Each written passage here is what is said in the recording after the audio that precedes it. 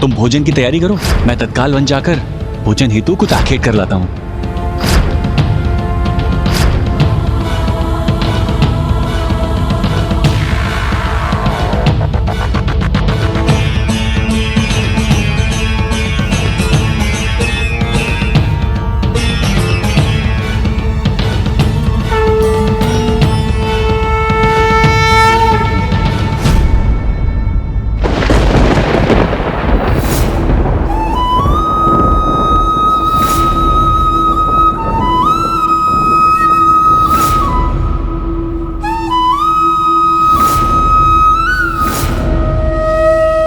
प्रभु आप निश्चिंत रहिए, मेरी पत्नी ने इस भोजन का स्वाद लिया है। ये उचित प्रकार से बनाया गया है, स्वादिष्ट है।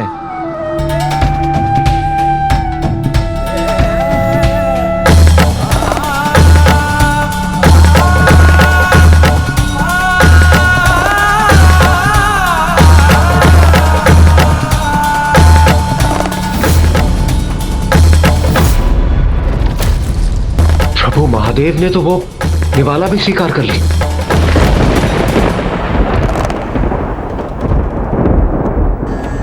कोई भक्त निश्चल भक्ति भाव और सरल प्रेम से अपने प्रभु को जो भी परोसेंगे, प्रभु कभी उसे अस्वीकार नहीं कर सकते।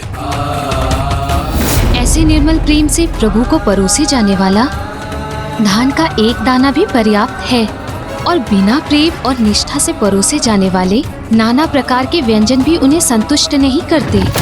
ऐसे है मेरे स्वामी, मेरे भोलेनाथ, जिनके समक्ष यदि मैं अत्यंत स्वादिष्ट पकवान भी प्रस्तुत कर दूं, तो भी वो फलाहार करने में ही रुचि रखते हैं। किंतु आज उन्होंने अपने भक्तों का मन रखने के लिए तामसिक भोजन भी सहर्ष स्वीकार कर लिया है। प्रभु कैसी भूल हो गई हमसे, आपको भोजन तो ग्रहण करा दिया, किंतु आपके लिए जल लाना ही भूल गए। लीजिए प्रभु, जल ग्रहण कीजिए।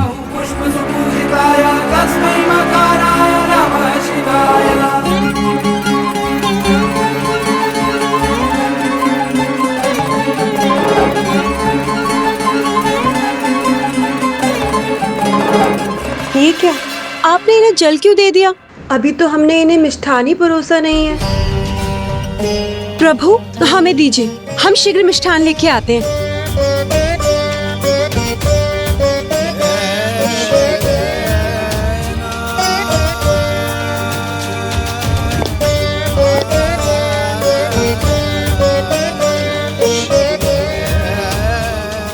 इतने विशेष अतिथि का इतने से गुड़ से क्या होगा? मैं इसमें कुछ और मात्रा जोड़ देती हूँ।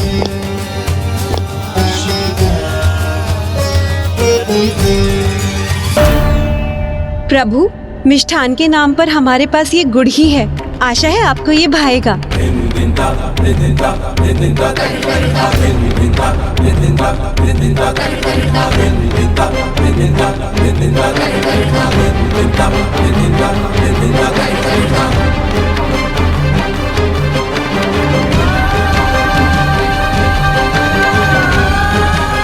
लीजिए प्रभु, ग्रहण कीजिए।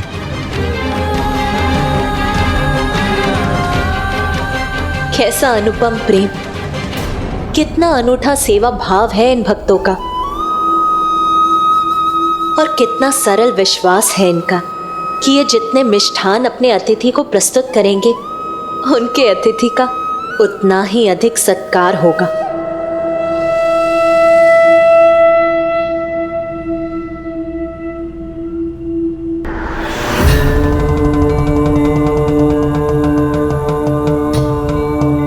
हमें क्षमा करें अतिथि देव, हमने आपके समक्ष भोजन और मिष्ठान तो प्रस्तुत कर दिए, किंतु आपके चरण नहीं धोए, जो हमें सर्वप्रथम करना चाहिए था। इसमें क्षमा मांगने की कोई आवश्यकता नहीं। एक अतिथि के प्रति सेवा भाव ही महत्वपूर्ण होते हैं, और फिर वो सेवा किसी भी रूप में प्रस्तुत हो सकती है। तब तो फिर आप हमें अपने चरण धोने की अनुमति दीजिए, ये हमारा परम सौभाग्य होगा।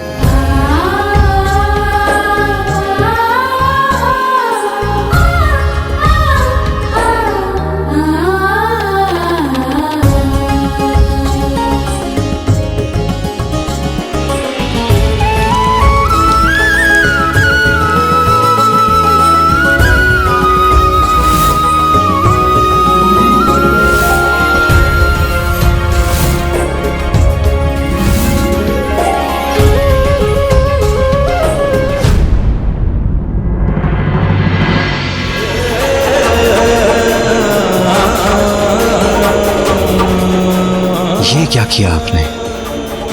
जिस जल से मेरे चरणों को धोया उसी का पान कर लिया। प्रभु, हमने तो सिद्ध पुरुषों से यही सुना है कि अतिथि स्वयं भगवान के रूप होते हैं और उनके चरणों का जल चरणामृत।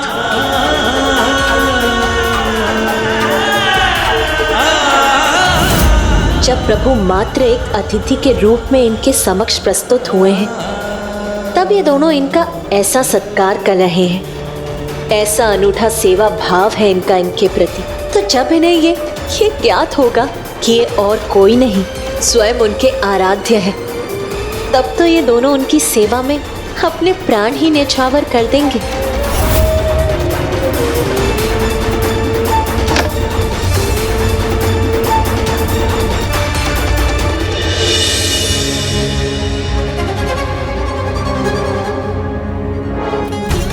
प्रभु आइए, अब आप विश्राम कर लीजिए और मैं आपके चरण दबा देता हूँ। और मैं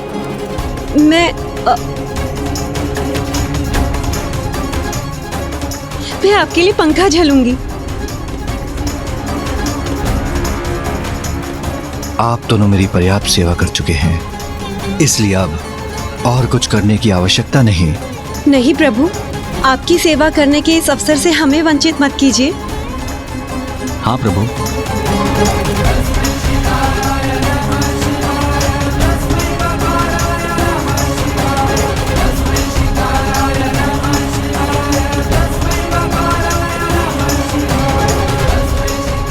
शीघ्र करो, पंखा चलाओ, पंखा चलाओ।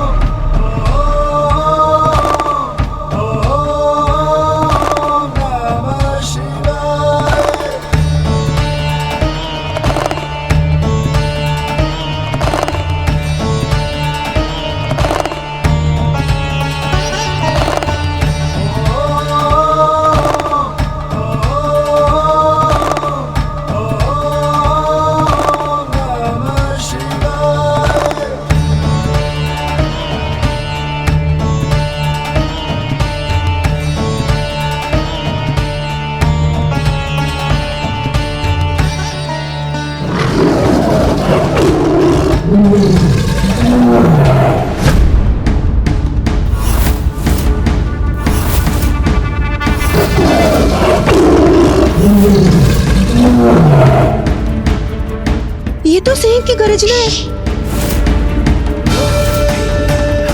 कोई ध्वनि उत्पन्न मत करो, अन्यथा अतिथि देव की निद्रा में व्यवधान आ जाएगा। ये मत भूलो कि इनकी सेवा और सुरक्षा दोनों ही हमारे परम दायित्व हैं।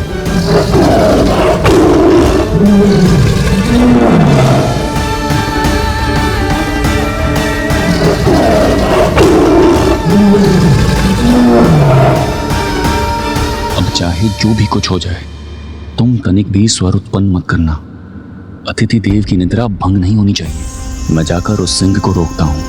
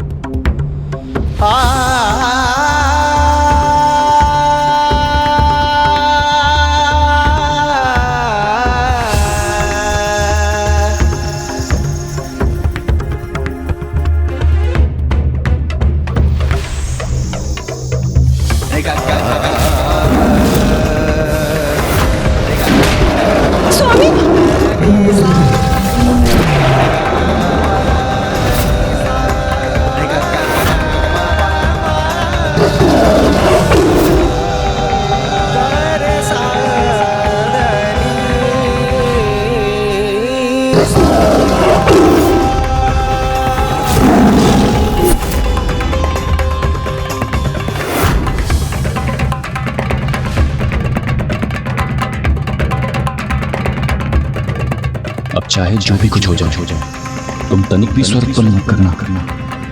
अतिथि देव की निद्रा भंग नहीं होनी चाहिए।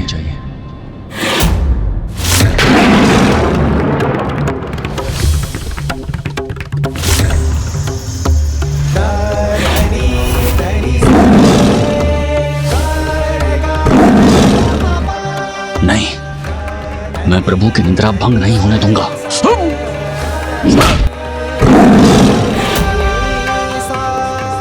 कितना अद्भुत त्याग है इन दोनों महान भक्तों का। ये तो अतिथि सत्कार की पराकाष्ठा है। कितनी विशेष है इनकी भक्ति। यही कारण है कि प्रभु इन्हें अपने दर्शन देने के लिए तत्पर है।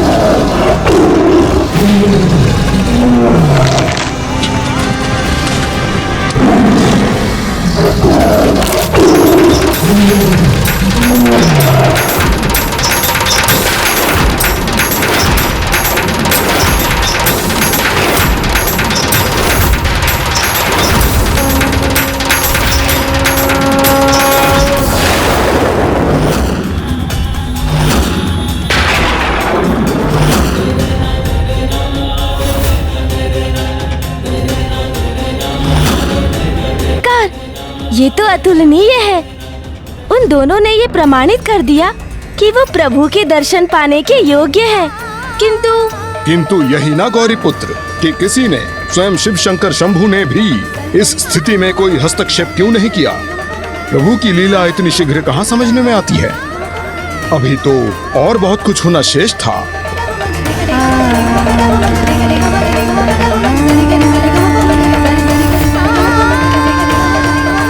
स्वामी का ही आदेश था, कुछ भी हो जाए किंतु अतिथि देव की सेवा भंग नहीं होनी चाहिए और मैं उस आदेश का पूर्ण रूप से पालन करूंगी। अतिथि देव की निंद्रा में कोई बाधा नहीं आने दूंगी।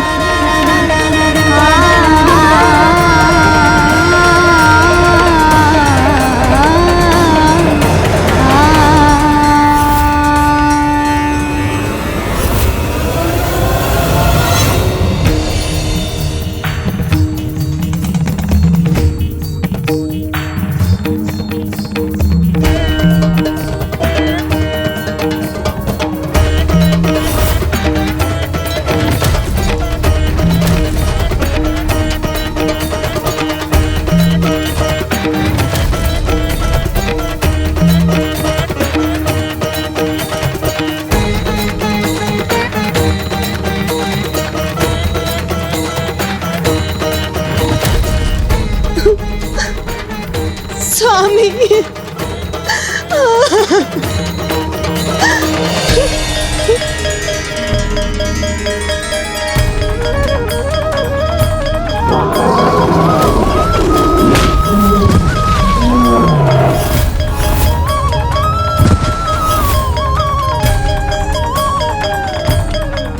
देवी, रात्रि को इतना कुछ घटित हो गया और आपने मुझे मेरी निंद्रा से जागृत नहीं किया।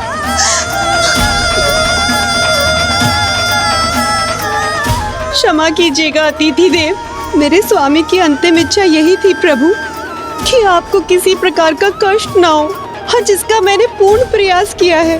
और ये अब मेरी अंतिम इच्छा है प्रभु कि मेरे पति स्वर्ग में हो या किसी भी लोक में हो और मुझे भी मृत्यु प्राप्त हो प्रभु, और मैं भी उनके साथ उनके लोक में उनका साथ पा सकूं। प्रभु, आप तो महान तपस्वी हैं।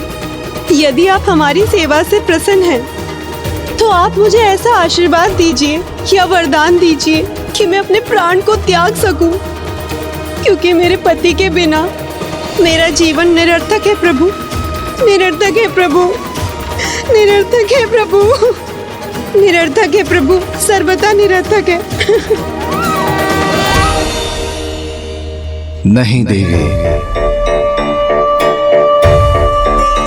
आपको अपने पति के बिना कदापि नहीं रहना होगा।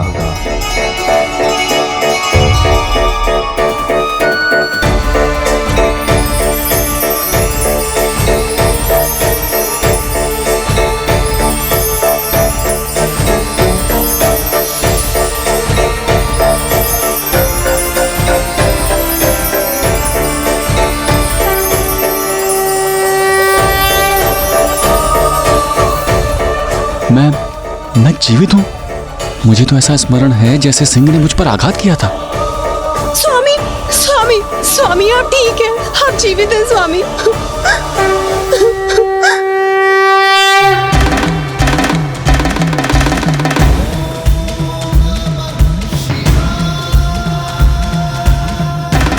प्रभु, आप कोई साधारण योगी तो कदापि नहीं हो सकते।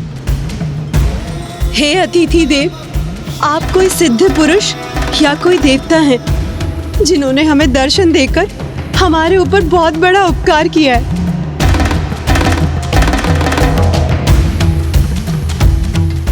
हे प्रभु, आप जो भी हैं, अपना वास्तविक दर्शन देने की कृपा करें। मैं वही हूँ जिनकी पूजा आराधना में आप सदैव लीन रहते थे, जिन प्रभु का आप सदैव जाप करते हैं। वही शिव हूँ मैं, वही शिव हूँ मैं, वही शिव हूँ मैं।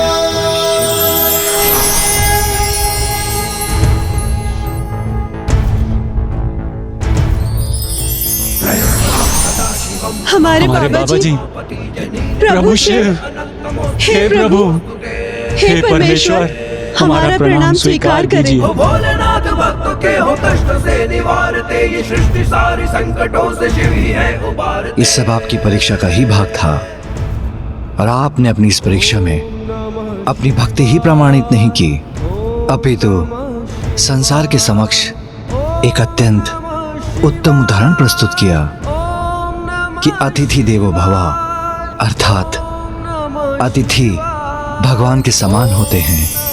और आप दोनों ने जिस प्रकार मेरी सेवा की है, उसके फलस्वरूप मैं आपको वरदान देता हूँ, आप अपने भावी जन्म में संसार के प्रतापी राजा नल और अत्यंत सौंदर्य संपन्न देवी दमयंती के रूप में जन्म लेंगी, और मैं स्वयं दिव्य हंस का रूप लेकर आप दोनों का मिलन कराऊंगा।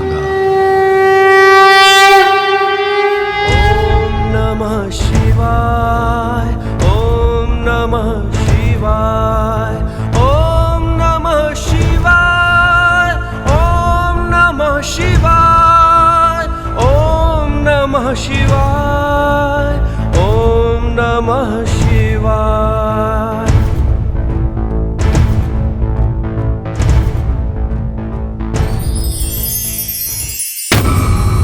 करते हैं। तुम भोजन की तैयारी करो, मैं तत्काल वन जाकर भोजन हेतु कुछ आखेट कर लाता हूँ। किंतु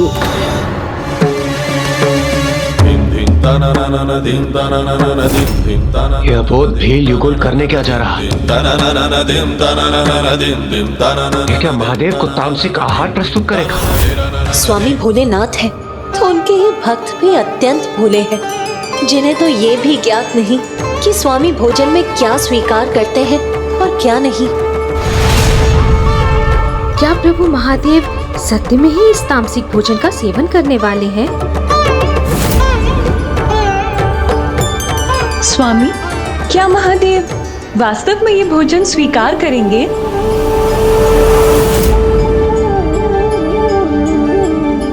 अच्छा हुआ आप उचित समय पे आखेट करके आ गए, अन्यथा अतिथि देव के लिए भोजन बनाने में विलंब हो जाता। किंतु भोजन है तो स्वादिष्ट ना। मैंने तो इसे ऐसे ही पकाया जैसे सदैव पकाती हूँ। किंतु इस समय अधिक ध्यान रखना होगा, ये बड़े ही महान योगी प्रतीत होते हैं, हम इन्हें स्वादहीन भोजन कैसे परोस सकते हैं? अच्छा, तो पहले मैं स्वयं ही चख लेती हूँ।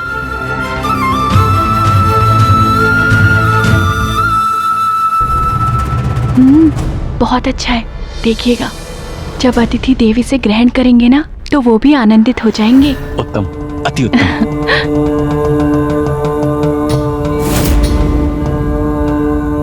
प्रभु महादेव को अशुद्ध भोजन प्रस्तुत कर रहे हैं ये दोनों। कैसी अज्ञानता है।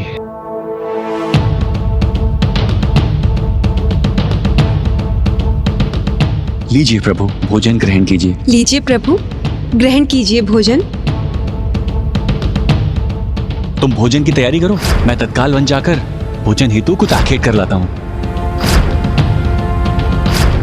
रात्रि को इतना कुछ घटित हो गया और आपने मुझे मेरी निंद्रा से जागृत नहीं किया। मेरे स्वामी की अंतिम इच्छा यही थी प्रभु कि आपको किसी प्रकार का कष्ट न हो। यदि आप हमारी सेवा से प्रसन्न हैं, तो आप मुझे ऐसा आशीर्वाद दीजिए कि मैं अपने प्राण को त्याग सकूं। नहीं देवी, आपको अपने पति के बिना कदापि नहीं रहना होगा।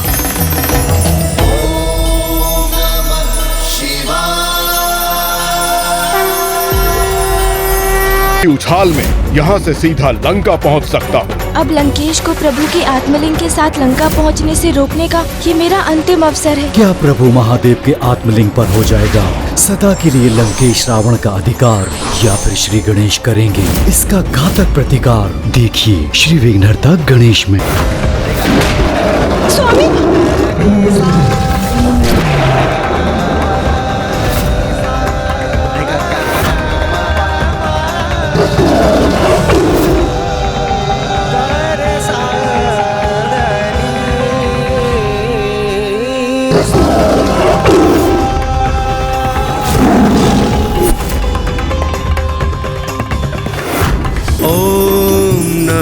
शिवाय, ओम नमः शिवाय, ओम नमः शिवाय। प्रणाम प्रभु यतिनाथ।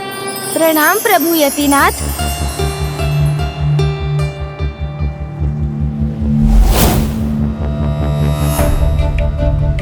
प्रभु आपकी ही इच्छा और आपके ही उपकार से मैंने इन आत्मलिंग को प्राप्त किया है और आपके ही इच्छा अनुसार मैं आत्मलिंग को लेकर गोकर्ण पहुंच चुका हूं और अब मुझे आपके दर्शन भी प्राप्त हो गए। तो अविलंब मैं लंका के लिए प्रस्थान करूंगा और आपकी कृपा से एक ही उछाल में लंका भी पहुंच जाऊंगा। लंकेश रावण ऐसा इसलिए कह रहे हैं ताकि प्रभु यतिनाथ उनके मार्ग में कोई अवरोध उत्पन्न ना करें और वो बड़ी ही सरलता से बिना किसी कठिनाई के लंका पहुंच सके। क्यों तुम यहाँ से तत्काल प्रस्थान करोगे लंकेश? हाँ प्रभु। एक निष्ठावान ब्राह्मण होने के नाते स्वच्छ होकर संध्या वंदना नहीं करोगे?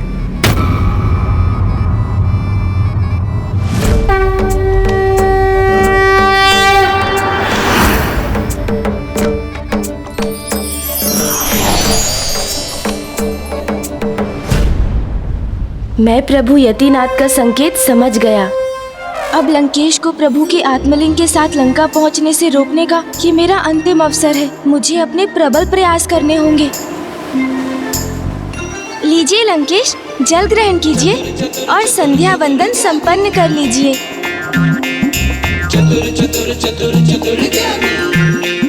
नहीं गौरीपुत्र, अब और जल नहीं। मेरा उदर अब जल से भर चुका है। अर्थात अब मेरी युक्ति सफल होने का समय आ गया है। प्रतीत होता है लंकेश को लघु शंका का आभास हो चुका है। मेरे विचार से तो मुझे क्षण भर का भी विलंब नहीं करना चाहिए। संध्या वंदन मैं लंका पहुंचकर ही कर लूंगा, प्रभु के आत्मलिंग को लंका स्थापित करने के उपरांत। किंतु मुझे तो प्रतीत हुआ था लंकेश को लघु शंका आ जाएगी।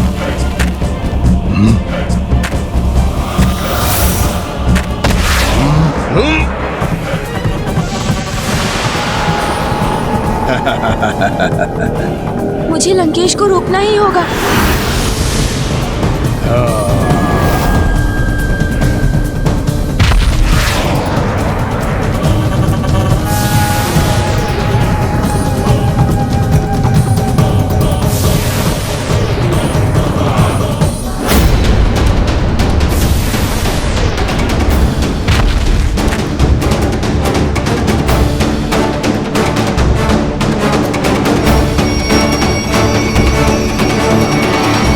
महादेव के आत्मलिंग के साथ लंका लौटने पर मैं तुम्हारा स्वागत करती हूँ पुत्र लंकेश।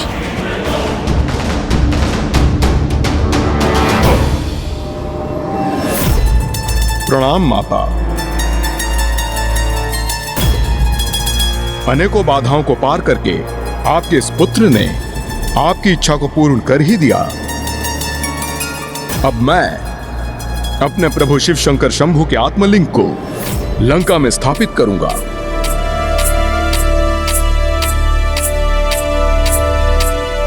जय शिव शंकर शंभु।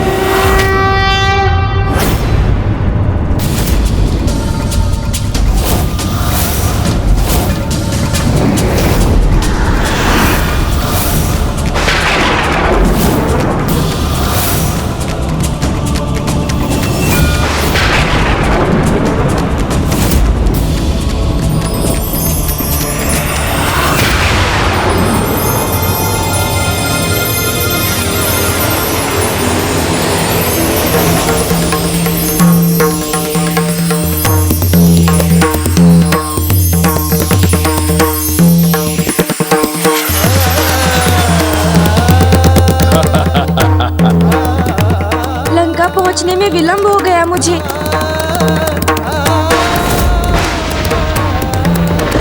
और प्रभु के आत्मलिंग के लंका में स्थापित होने के कारण कैलाश अब अपनी दिव्य आभा से वंचित हो रहा है।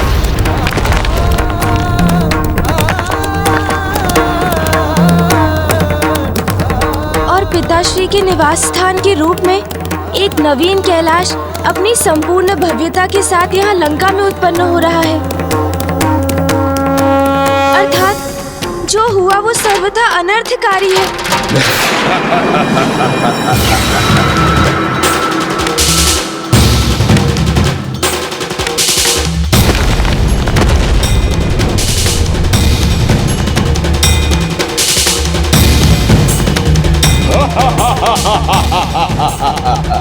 प्रभु के आत्मलिंग को लंका में स्थापित कर ही दिया मैंने।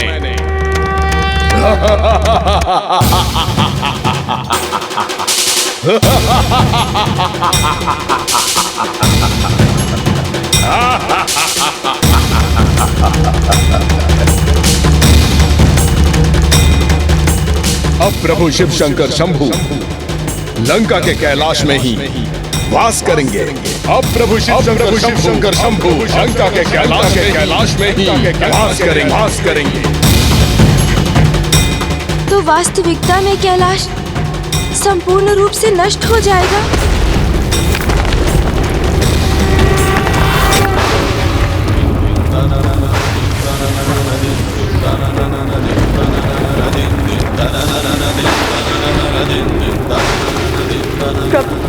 प्रभु कैलाश पर छाए संकट को दूर कीजिए प्रभु।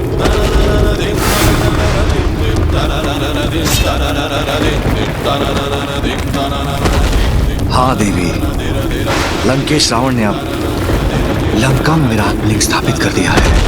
इसलिए मुझे उसे दिए वचन के अनुसार लंका प्रस्थान कर वहीं वास करना होगा। किंतु मेरे वहां जाने से लंकेश भविष्य में श्री हरि नारायण के राम अवतार से भी सुरक्षित हो जाएगा।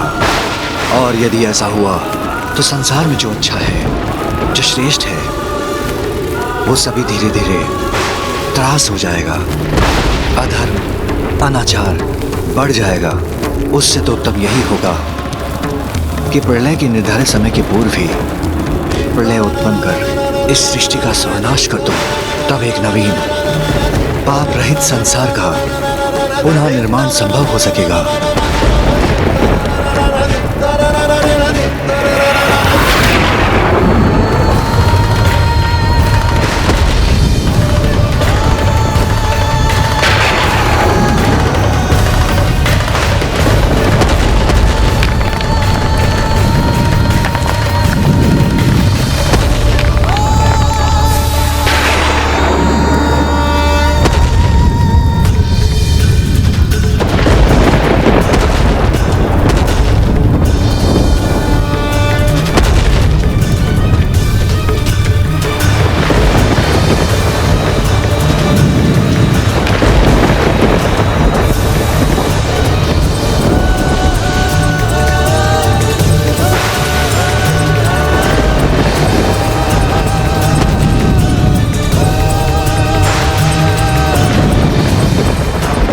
प्रलय के आरंभ के संकेत है। अर्थात मैं संसार के इस संकट को दूर करने में असफल हो गया। लंकेश रावण को प्रभु के आत्मलिंग के साथ लंका पहुंचने से रोक नहीं सका मैं।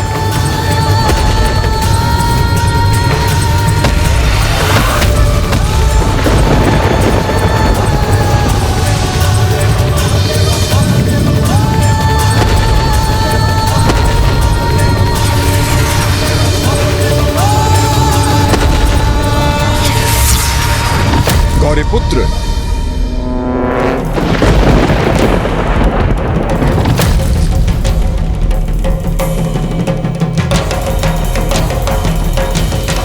ओह, ये तो मेरी भविष्य की कल्पना मात्र थी। लंकेश तो अभी भी यही है।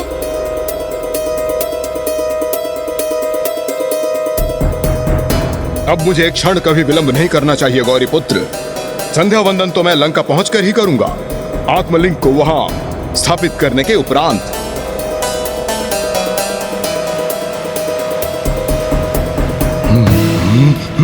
लंकेश, किंतु मेरे विचार से आपको संध्या वंदन किए बिना प्रस्थान नहीं करना चाहिए।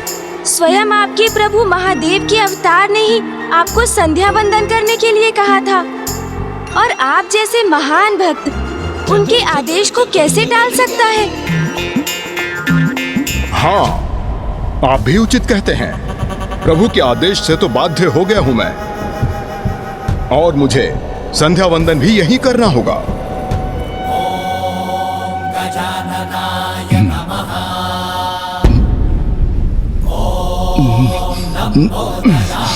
और फिर मुझे लघु शंका भी जाना होगा।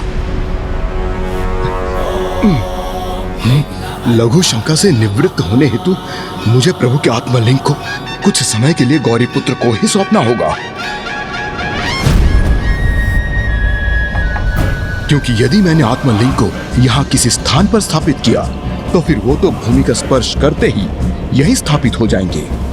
किंतु क्या मेरे द्वारा इन्हें गौरीपुत्र को सौंपना उचित होगा? प्रतीत होता है उचित समय पर लंकेश को लघु शंका का आभास हो गया। अन्यथा मैं तो इसी चिंता में था कि कहीं मेरी युक्ति विफल ना हो जाए। नहीं, प्रभु के आत्मलिंग को लेकर मैं गौरीपुत्र का विश्वास नहीं कर सकता। किंतु फिर मेरी सहायता हेतु कोई अन्य है ही कहाँ? अब मुझे अपनी योजना के द्वितीय चरण को क्रियान्वित करना होगा। लंकेश, आपके साथ यहाँ तक की यात्रा तो अति आनंददायक रही। अब यहाँ से आपके और मेरे मार्ग पृथक हैं। प्रभु के अवतारों की कथाएं सुनाने के लिए आपको अनेकों धन्यवाद।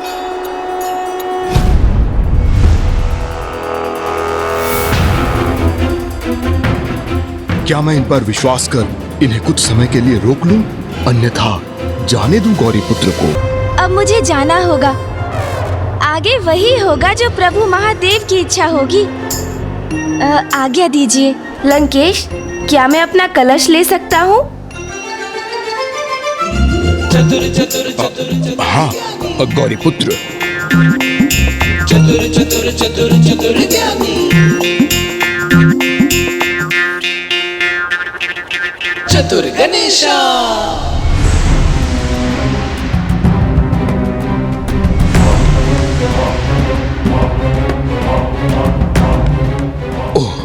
अत्यंत तीव्र लघु शंका का आभास हो रहा है मुझे। कदाचित मैंने कुछ अधिक ही जल ग्रहण कर लिया। मुझे गौरीपुत्र को ही रोक लेना चाहिए। गौरीपुत्र, गौरीपुत्र तो इतने शीघ्र चले भी गए यहाँ से। अब मैं क्या करूं? शीघ्र ही मुझे कोई उपाय ढूंढना होगा, अन्यथा विकट स्थिति उत्पन्न हो जाएगी। कोई है यहाँ? मुझे सहायता चाहिए। कोई है?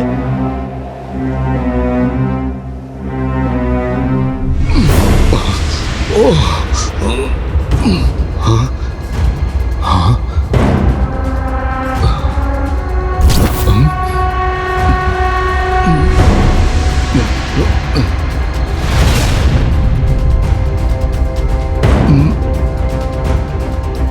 जहां मेरा आत्मलिंग थल का स्पर्श करेगा वो सदा के लिए वही स्थापित हो जाएगा।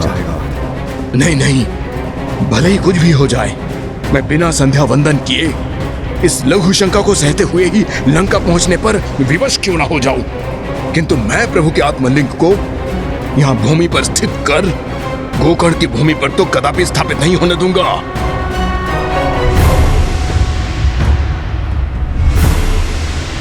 आप ऐसे कैसे नहीं होने देंगे लंकेश?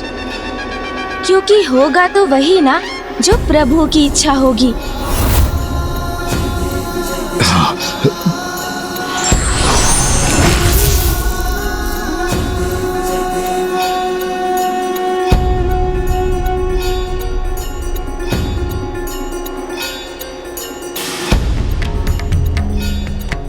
हे प्रभु महादेव, अब आप ही मेरी सहायता कर सकते हैं। ओम नमः शिवाय, ओम नमः शिवाय, ओम नमः शिवाय, ओम नमः शिवाय, ओम नमः शिवाय,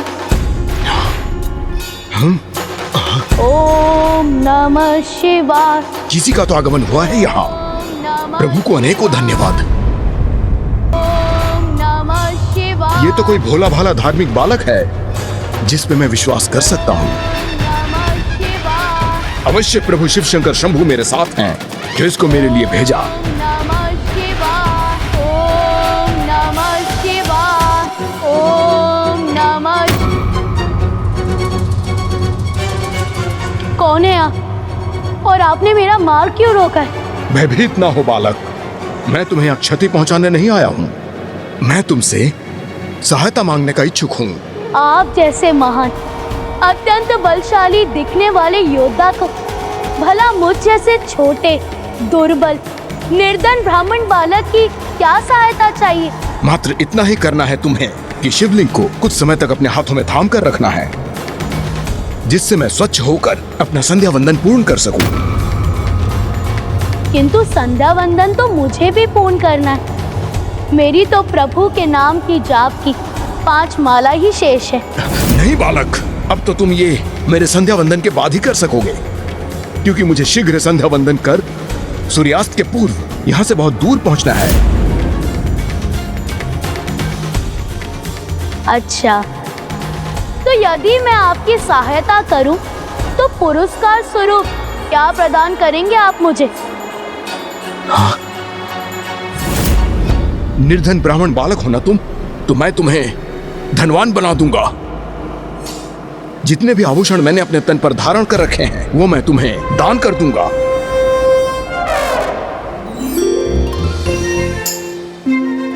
वो ही नहीं, अपने भुजबंद और अन्य आभूषण भी दे दूंगा तुम्हें। इतने में भी संतुष्ट नहीं हो तुम? तो मैं तुम्हें उपहार स्वरूप अपना ये मुकुट दान दे दूंगा। ये लो, शीघ्र करो।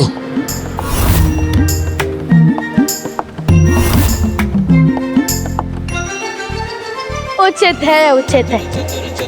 किंतु मैं इन आत्मलिंग को अपने एक हाथ से थाम तो सकूंगा ना, क्योंकि मुझे अपने दूसरे हाथ से प्रभु नाम की जाप की शेष 5 मालाओं को भी तो पूर्ण करना है। और आप मुझे ये भी बता दीजिए कि इन आत्मलिंग में अत्यधिक भार तो नहीं है ना? भार तो नहीं है ना? हाँ, ये बालक आत्मलिंग के बारे में कैसे जानता है?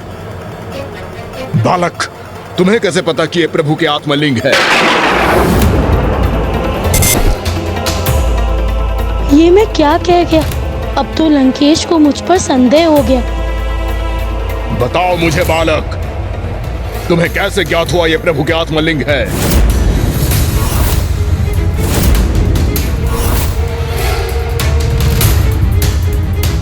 योद्धा जी, मैं भोला हूँ, बालक हूँ, किंतु ना समझने।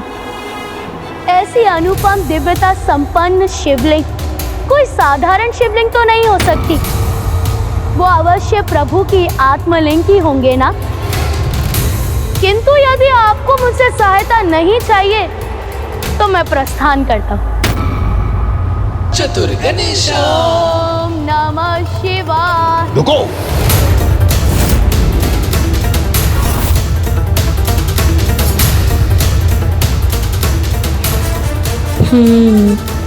मेरी बातों में उलझ गए ना आप लंकेश? तो अब देखिए मैं क्या करता हूँ। देव ने इन अबोध भील और भीली की पूजा स्वीकार की, उससे तो 33 कोटि देवता भी समझ गए होंगे कि यदि भक्ति भाव में शुद्धि है तो भगवान भक्त की भक्ति को किसी भी रूप में स्वीकार कर ही लेते हैं। और इस उदाहरण से उन्होंने संसार के समक्ष श्रेष्ठ जीवन का एक नवीन सूत्र भी उजागर किया। अतिथि का सत्कार उसी भाव और श्रद्धा से किया जाना चाहिए जिस श्रद्धा और निष्ठा से हम प्रभु की सेवा करते हैं। हाँ गौरी पुत्र, इसलिए तो मेरी लंका नगरी में जो भी आगंतुक आता है वो रिक्त हाथ वहाँ से नहीं जाता। मैं तो सदैव प्रभु की सीख का पालन करता हूँ। प्रभु, तो आइए हम शीघ्रता से प्रभु की स्तुति कर उनके दर्शन प्राप्त कर लें, फिर मुझे भी यहाँ से प्रस्थान करना होगा। अवश्य लंकेश। त्र्यंबकं सदाशिवं नमामि हे उमापति। जय नीलकंठ जय अनंत नमोस्तुते नमोस्तुते। हो भोलेनाथ भक्तों के हो कष्टों से निवारते, ये सृष्टि सारे संकटों से शिव ही है उबारते। ओम नमः शिवाय, ओम नमः शिवाय।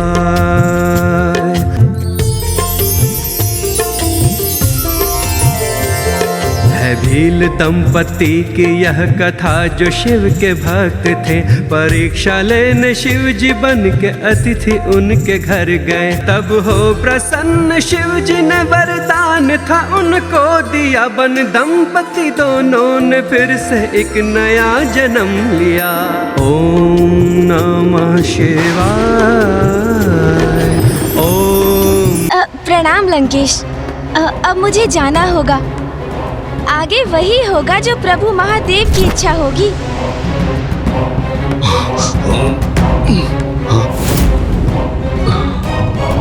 इस प्रकार आपकी सहायता करने में सक्षम हो सकूंगा। मात्र इतना ही करना है तुम्हें कि शिवलिंग को कुछ समय तक अपने हाथों में थाम कर रखना है, जिससे मैं स्वच्छ होकर अपना संध्या वंदन पूर्ण कर सकूं। ये लो, शीघ्र करो। मैं अधिक समय तक इन्हें नहीं संभाल सकूंगा। बस कुछ समय के लिए संभाल लो, मैं अब भी लौट कर आता हूँ। नहीं बालक, मैं आ रहा हूँ। क्या प्रभु महादेव के आत्मलिंग पर हो जाएगा सदा के लिए लंकेश रावण का अधिकार, या फिर श्री गणेश करेंगे इसका घातक प्रतिकार? देखिए श्री विघ्नहर्ता गणेश। आप लौट आएंगे ना? हाँ। यदि आप नहीं आए तो फिर मैं इसे भूमि पर ही स्थित कर दूंगा। उचित है, यदि मैं तब तक नहीं आया तो यहीं कहीं स्थित कर देना। उचित है, तो आप 5 घड़ियों में लौट आइए। हाँ। अन्यथा मैं इन्हें यहीं कहीं स्थित करने पर विवश हो जाऊंगा। ये स्वीकार है ना आपको? हाँ हाँ, स्वीकार है, किंतु ऐसा कदापि नहीं होगा। उससे पूर्व भी मैं लौट आऊंगा।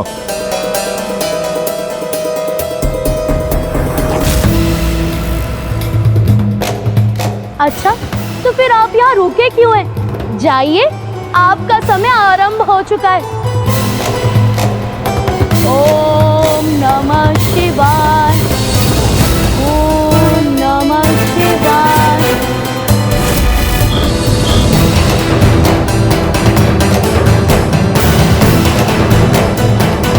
ओम नमः शिवाय, ओम नमः शिवाय, ओम नमः शिवाय। एक माला पूर्ण हुई, अर्थात प्रथम घड़ी समाप्त हुई। ओम नमः शिवाय, ओम नमः शिवाय, ओम नमः शिवाय, ओम।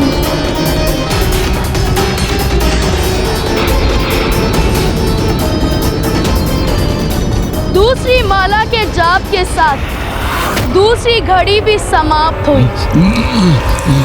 मुझे शीघ्रता करनी होगी।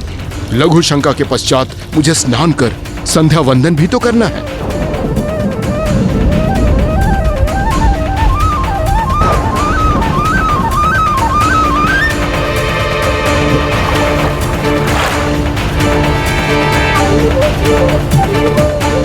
अब तीसरी घड़ी भी समाप्त हो गई।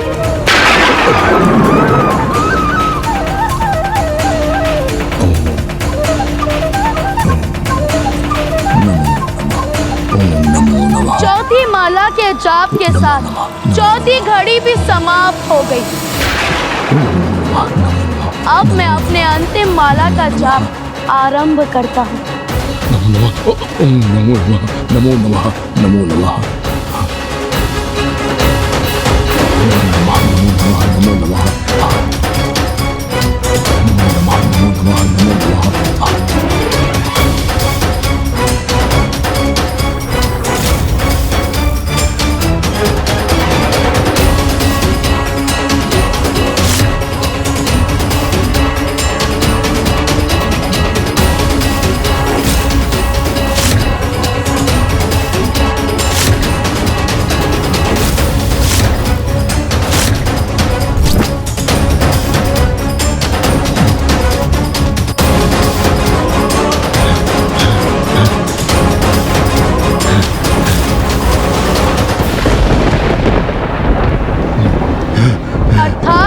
मेरी 5वीं माला भी पूर्ण हुई।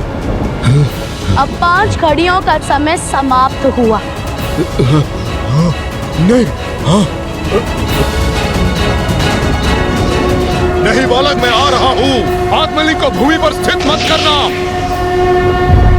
तुम मेरा आत्मलिंग अपने साथ अवश्य ले जा सकते हो रावण, किंतु स्मरण रखना, आज सूर्यास्त से पूर्व तुम्हारी इच्छा के अनुसार जहां मेरा आत्मलिंग थल का स्पर्श करेगा वो सदा के लिए वही स्थापित हो जाएगा।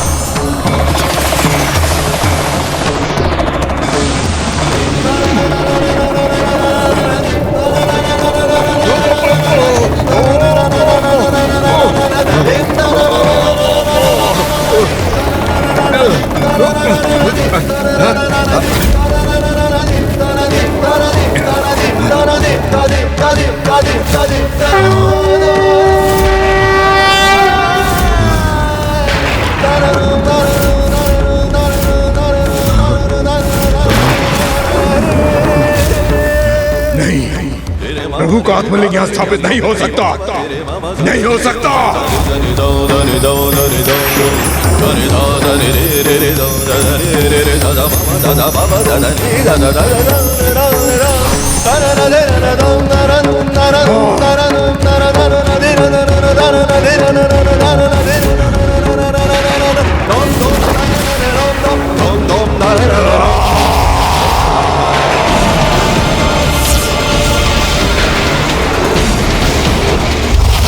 पुत्र, जाओ, जाकर प्रभु महादेव का आत्मलिंग लेकर आओ। इस बार मैं प्रभु महादेव को अपने साथ लेके ही लौटूंगा, अन्यथा आपको कभी अपना मुख नहीं दिखाऊंगा मैं।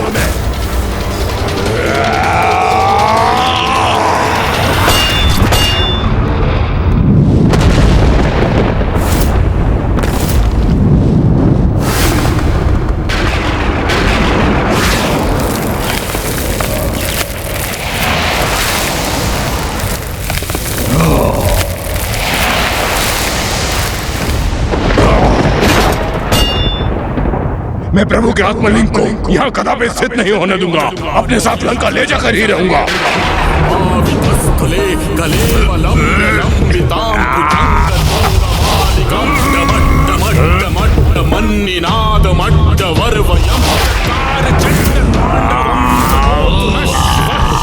आप प्रभु की आत्मलिंग को अपने स्थान से कदापि नहीं हिला सकते हैं लंकेश।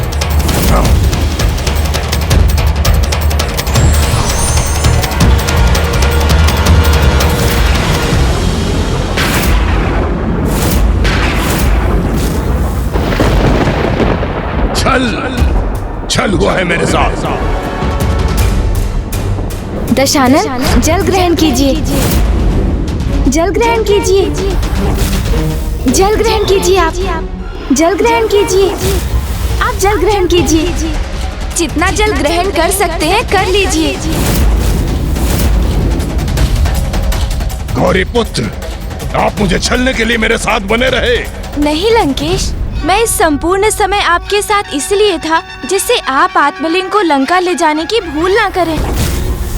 अन्यथा आपको दिए वचन के अनुसार प्रभु महादेव अपना निवास परिवर्तित करने पर विवश हो जाते, जिसका एकमात्र परिणाम होता प्रलय। नहीं गौरी पुत्र, भूल तो आपसे हो रही है, क्योंकि प्रलय तो अब आएगा जब कोई भी मुझे इन प्रभु के आत्मलिंग को लंका ले जाने से रोकेगा।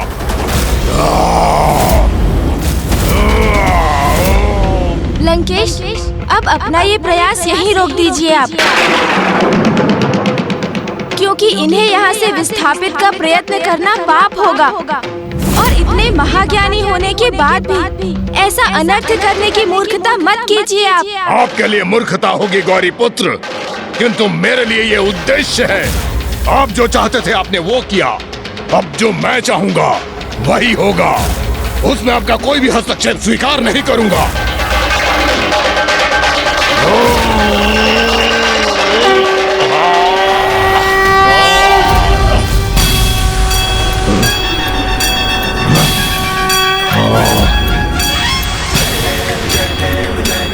मैंने तो आपको पूर्व में ही कहा था कि आप पिताश्री के आत्मलिंग को इस स्थान से कदापि नहीं हिला सकेंगे। अपने इन्हीं हाथों से मैंने कैलाश को उसके स्थान से उठा लिया था और इन प्रभु के आत्मलिंग को मैं लंका अवश्य लेके जाऊंगा।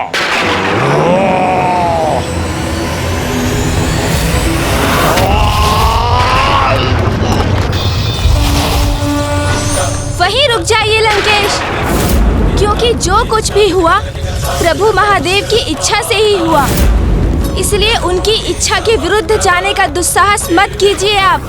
अन्यथा जो आप करने जा रहे हैं उसका दुष्परिणाम भुगतना होगा आपको। नहीं, अब कोई नहीं रोक सकता मुझे, ना ही आपका छल और ना ही आपका भयभीत करने का प्रयास।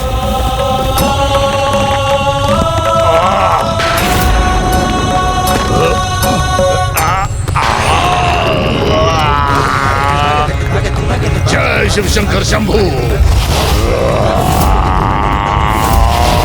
लंकेश, आप जो कर रहे हैं सर्वथा अनुचित है। वो उन सभी सीखों के विपरीत जा रहे हैं आप, जिनका उल्लेख आपने प्रभु शिव के अवतारों की कथाओं में स्वयं किया था लंकेश।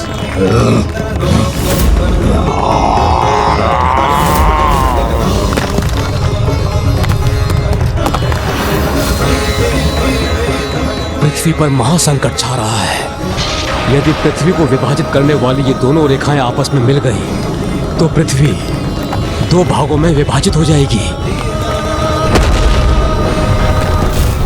ऐसा कदापि नहीं होना चाहिए। हमें इसे कैसे भी रोकना होगा। रुक जाइए लंकेश, आप अपने साथ संपूर्ण पृथ्वी का विनाश करने जा रहे हैं। मुझे इसकी कोई चिंता नहीं।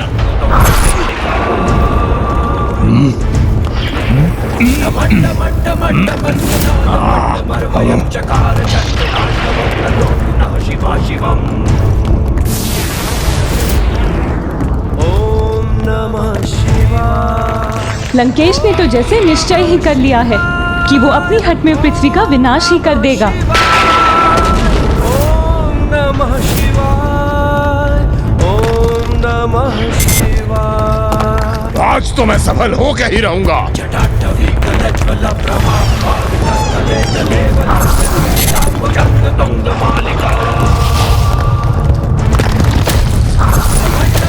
लंकेश, अब मैं आपको अंतिम चेतावनी दे रहा हूँ, रुक जाइए। नहीं गौरी पुत्र, आपने छल किया है मुझसे और अब आपकी अथवा किसी की भी चेतावनी का कोई प्रभाव नहीं होगा मुझ पे।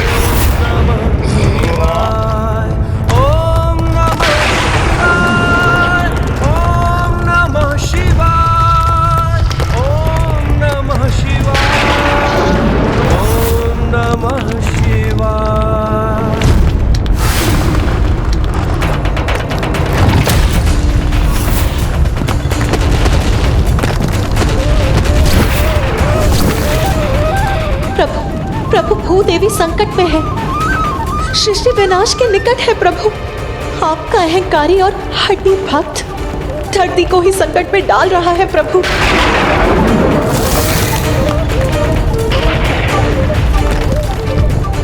अनेकों चेतावनी दे चुका हूँ मैं आपको दशानन, किंतु अब मैं आपके रुकने की और प्रतीक्षा कदापि नहीं करूँगा। आपको आपकी इस उद्दंडता का उचित दंड दूंगा मैं।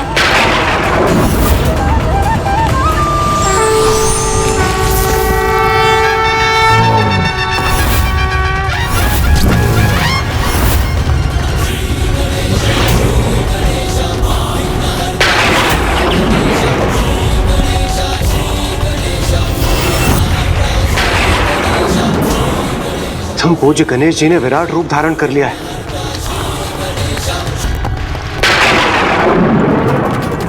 किंतु सृष्टि तो एक अत्यंत ही विकट संकट की ओर बढ़ रही है। लंकेश रावण ने कितनी अनिष्टकारी परिस्थिति उत्पन्न कर दी है और अभी भी वो रुकने के लिए तैयार नहीं है।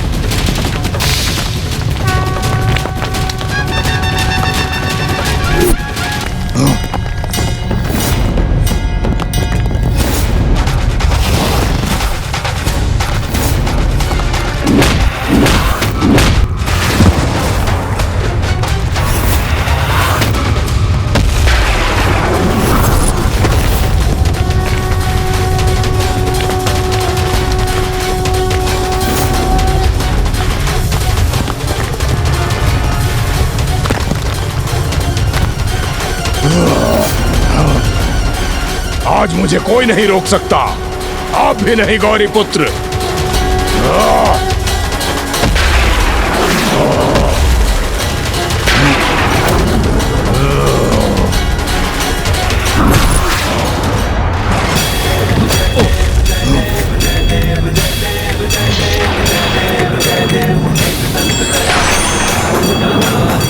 आप मुझे मेरी शक्ति का प्रयोग करने के लिए विवश कर रहे हैं गौरी पुत्र।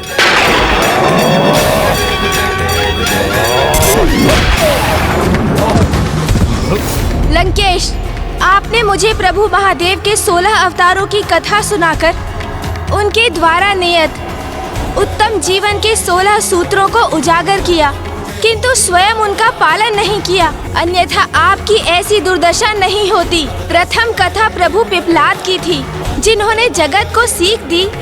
अपनी शक्ति के सदुपयोग के प्रति सभी को सदैव सजग रहना चाहिए, कभी उस शक्ति पर अहंकार नहीं करना चाहिए। किंतु प्रभु पिपलाद की सीख के विपरीत आपने अपनी शक्ति का अनियंत्रित प्रयोग कर महादेव के आत्मलिंग को यहाँ से विस्थापित करने की चेष्टा की, जबकि वो स्वयं प्रभु की इच्छा से ही यहाँ स्थापित हुए हैं। फिर प्रभु नंदेश्वर की कथा से ये सीख प्राप्त हुई, प्रभु की भक्ति को हृदय में धारण कर बढ़ने से किसी भी कार्य में सफलता प्राप्त हो सकती है।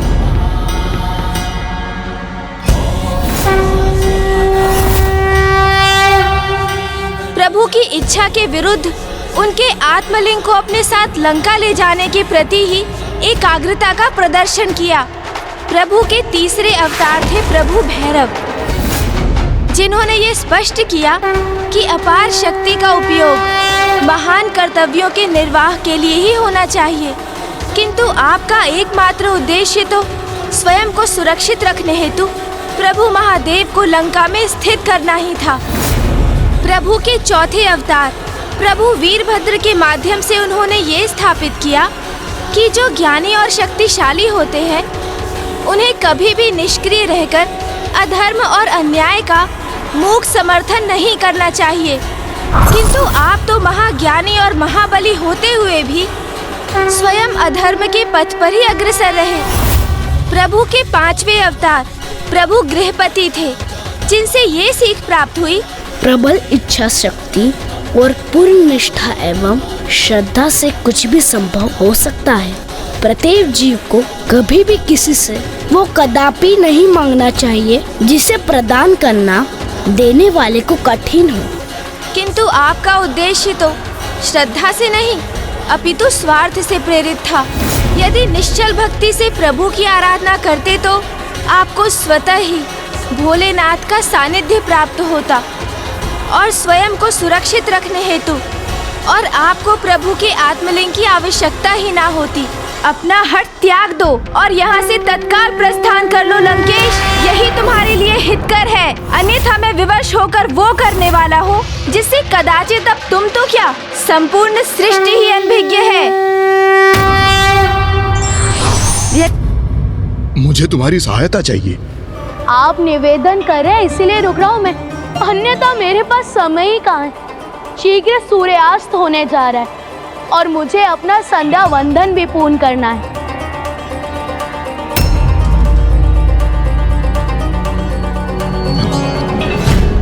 मैं अनुरोध करता हूँ कि आप इन्हें कुछ समय के लिए थाम लीजिए। आपको पूर्ण विश्वास है ना कि इनमें अधिक भार नहीं, मैं संभाल सकूंगा ना? नहीं नहीं, अधिक भार नहीं है इनमें, तुम बिल्कुल निश्चिंत रहो।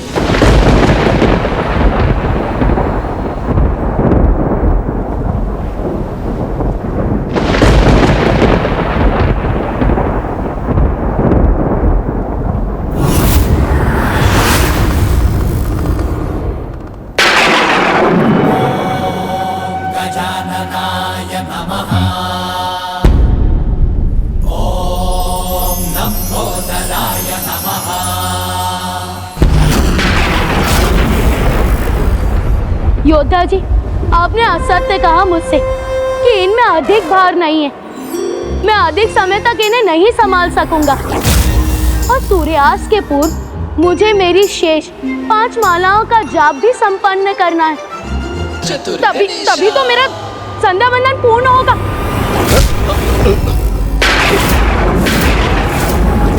बस कुछ समय के लिए संभाल लो, मैं अभी लौट कर आता हूँ। अच्छा इतना तो करो, जब तक तुम्हारे 5 माला का जाप संपन्न होता है तब तक ही संभाल लो। मुझे तो मेरी 1 माला पूर्ण करने में 1 ही घड़ी का समय लगता है। किंतु 5 घड़ी के लिए संभाल लो, मैं तत्काल लौट आऊंगा। सत्य कह रहे ना, 5 घड़ी में मेरी 5 मालाओं का जाप संपन्न होने तक आप लौट आएंगे ना? हाँ। को चेतावनी दे चुका हूँ मैं आपको दशानन, किंतु अब मैं आपके रुकने की और प्रतीक्षा कदापि नहीं करूँगा।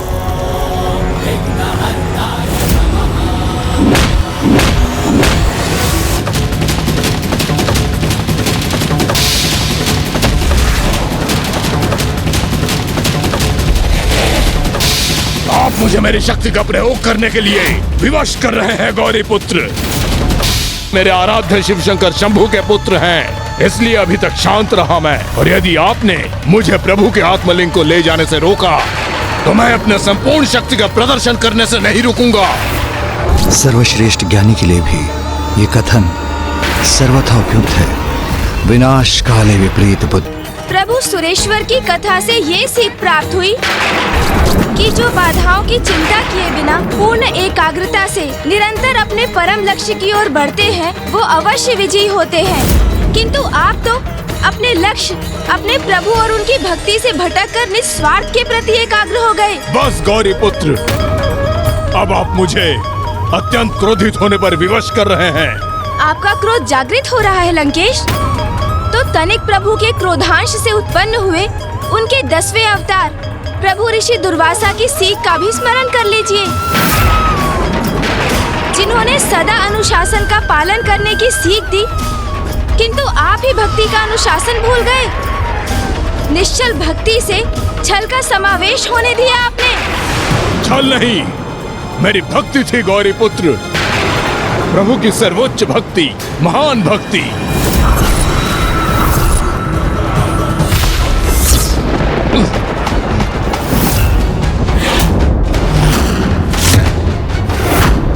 प्रभु के 11वें अवतार प्रभु अवधूत की सीख का स्मरण हुआ आपको?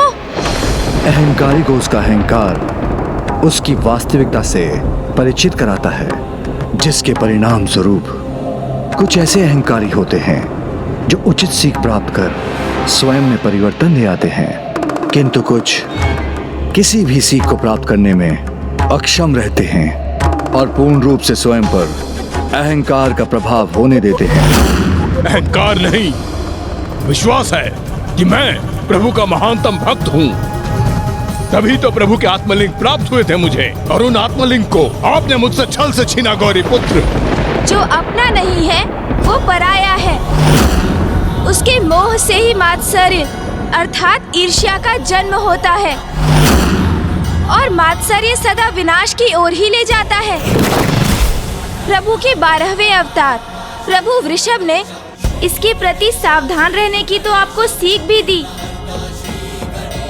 और आप स्वयं ही देख लीजिए कि जिस पर आपका अधिकार नहीं था, उसके मोह ने आपके साथ संपूर्ण सृष्टि के लिए भी कैसी विनाशकारी स्थिति उत्पन्न कर दी।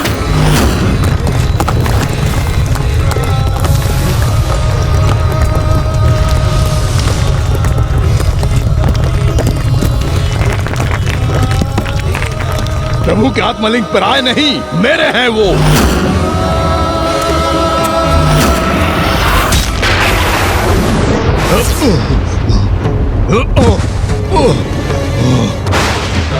प्रभु के 13वें कृष्ण दर्शन अवतार की सीख तो मत भूलिए लंकेश। ये तो ज्ञात है ना आपको कि आसक्ति से ही दुर्गति है। किंतु आपने कहा प्रभु के आत्मलिंग के प्रति अपनी आसक्ति का परित्याग किया। आसक्ति के स्थान पर श्रद्धा, भक्ति और प्रभु के अटूट विश्वास को आत्मसात करना चाहिए था आपको, क्योंकि प्रभु अपने भक्तों के विश्वास को कभी खंडित नहीं होने देते। यही सीख थी ना प्रभु के 14वें अवतार प्रभु भिक्षुवर्य की। किंतु आपको किसी भी सीख का क्या लाभ, क्योंकि आपको तो एकमात्र अपनी शक्ति में ही विश्वास है लंकेश।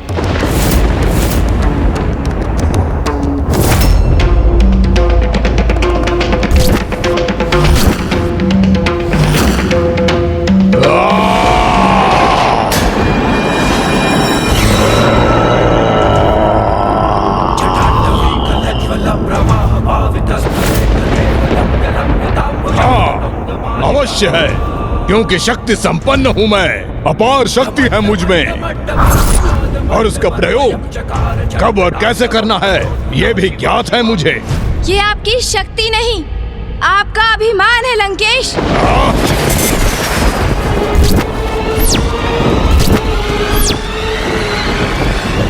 चंद्रहास? ये क्या? दशानन ने तो महादेव द्वारा दिए गए चंद्रहास को ही उनके पुत्र के समक्ष प्रकट कर लिया।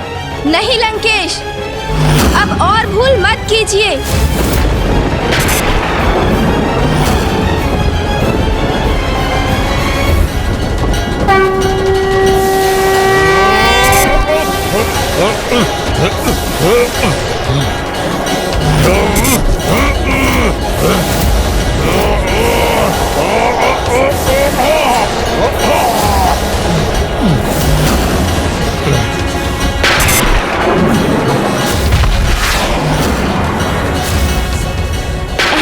लंकेश, तुम पिताश्री से प्राप्त चंद्रहास का प्रयोग अधर्म के लिए कदापि नहीं कर सकते।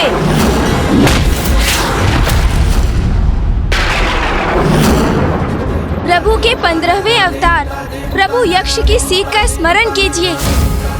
सदा स्मरण रखना, मात्र ज्ञान अथवा सीख देने से पुण्य प्राप्त नहीं होता, स्वयं उस सीख का पालन करना भी अति आवश्यक है। किंतु आपने अपने अभिमान को अपने आचरण का अभिन्न अंग बना रखा है, और आपने प्रभु के 16वें अवतार प्रभु यतिनाथ की जो कथा अंत में सुनाई थी, उनसे यही सीख प्राप्त होती है कि अतिथि देवो भवः, अर्थात अतिथि ही भगवान के स्वरूप होते हैं। किंतु आपने तो प्रभु को अतिथि के स्थान पर बंदी बनाकर लंका में स्थित करने का लक्ष्य निर्धारित किया हुआ था। अपने ही आराध्य के साथ छलावा कर उन्हें विवश करते हैं आप, फिर इसका दंभ भी करते हैं कि आप उनके महानतम भक्त हैं। आप जैसे मिथ्या भक्ति करने वालों को ही भक्ति का वास्तविक मर्म सिखाने हेतु प्रभु महादेव अपना अगला अवतार लेने वाले हैं। नहीं। आप क्या समझ रहे थे? मुझे प्रभु के अवतारों का ज्ञान नहीं? नहीं। मैं तो आपको मात्र लंका जाने से रोकने के लिए ही आपसे उनके अवतारों की कथाओं का श्रवण कर रहा था, क्योंकि मुझे तो प्रभु के वो अवतार भी ज्ञात हैं जो भविष्य में प्रकट होंगे, और प्रभु के अगले अवतार हैं प्रभु श्री राम के अनन्य भक्त महाबली हनुमान। महाबली हनुमान, महाबली हनुमान।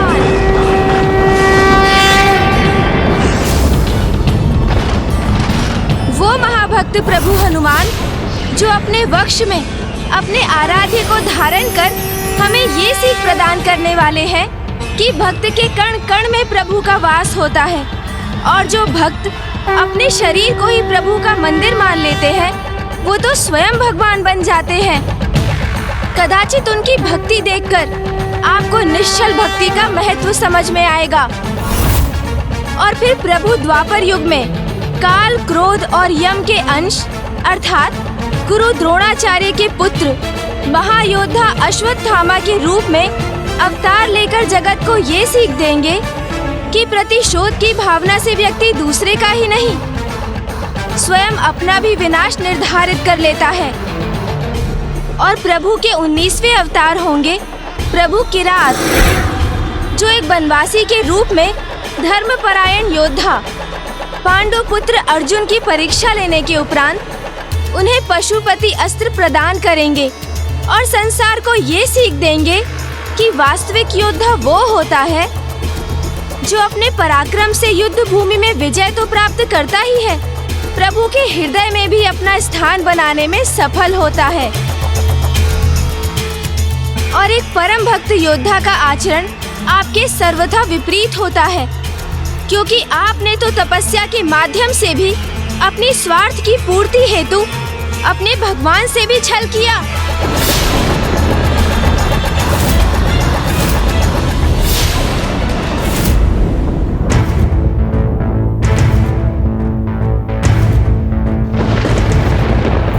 त्र्यंबकं सदाशिवं नमामि है उमापति जय नीलकंठ जय अनंत नमोस्तुते नमोस्तुते। हो भोलेनाथ भक्तों के हो कष्ट से निवारते, ये सृष्टि सारी संकटों से शिव ही है उबारते। यदि अभी भी आपने स्वयं को नहीं सुधारा लंकेश, तो प्रभु महादेव के अगले 3 अवतारों में से एक प्रभु हनुमान आपको उचित सीख अवश्य देंगे। तब उनका आगमन आपके विनाश का संकेत होगा और उसी दिवस से आपका सर्वनाश आरंभ हो जाएगा।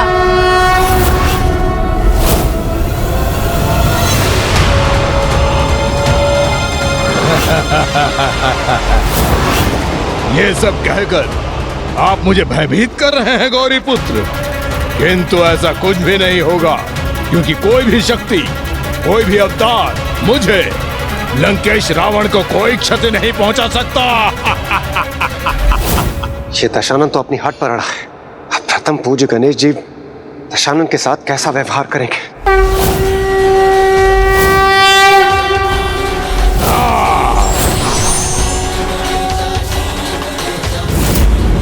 मैं तो आपको सुधरने का एक अंतिम अवसर प्रदान कर रहा था लंकेश।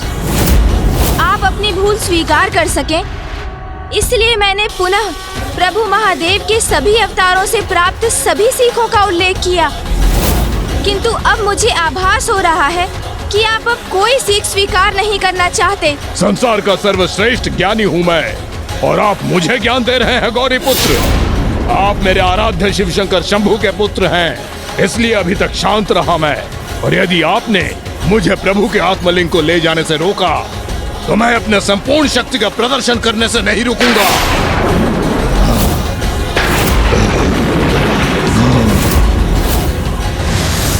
ये लंकेश तो सुधरने के स्थान पर पुनः अपने विनाश को आमंत्रित कर रहा है। सर्वश्रेष्ठ ज्ञानी के लिए भी ये कथन सर्वथा उपयुक्त है। विनाश काले विपरीत बुद्धि, विनाश काले विपरीत बुद्धि।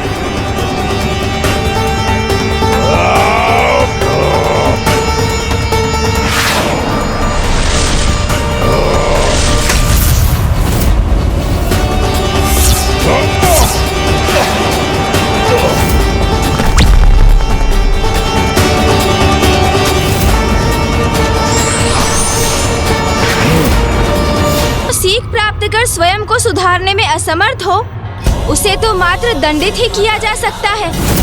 अब आप अपनी मृत्यु के लिए तैयार हो जाइए लंकेश।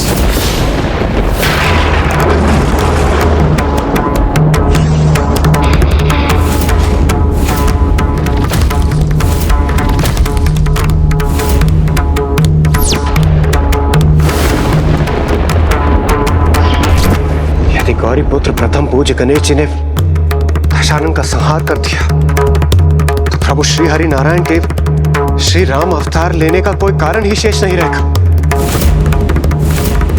प्रभु महादेव के समस्त अवतारों को प्रथम पूज्य गणेश जी ने तो लंकेश को दंडित करने से रोक दिया, किंतु क्रोधवश स्वयं वही करने जा रहे हैं। नहीं, कुछ नहीं हो सकता मुझे।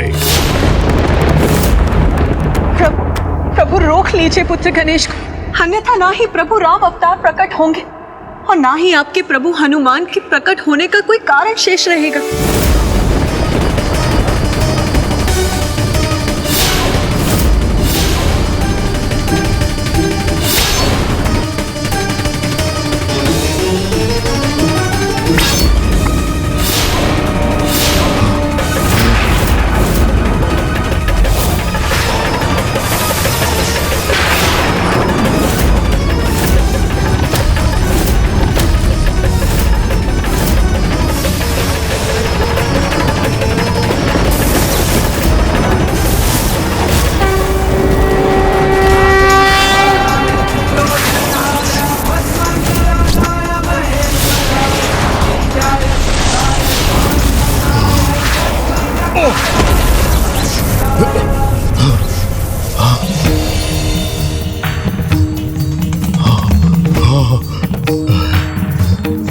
मुझे ज्ञात था मेरे प्रभु शिव शंकर शंभू अवश्य मेरी रक्षा करेंगे। पिताश्री ने अपने त्रिशूल से मेरे वार को क्यों निरस्त कर दिया?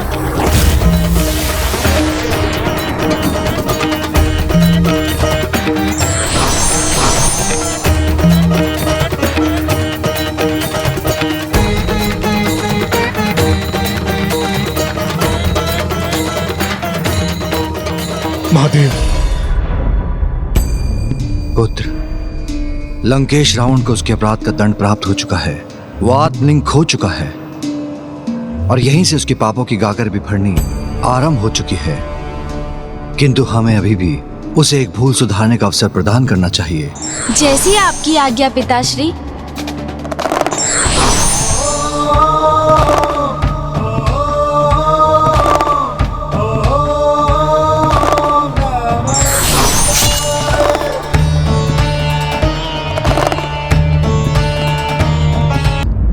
मेरे शिव शंकर शंभू, मुझे ज्ञात था कि आप मेरी रक्षा अवश्य करेंगे। मैं तुम्हारी रक्षा करने नहीं, तुम्हें सचेत करने आया हूं लंकेश।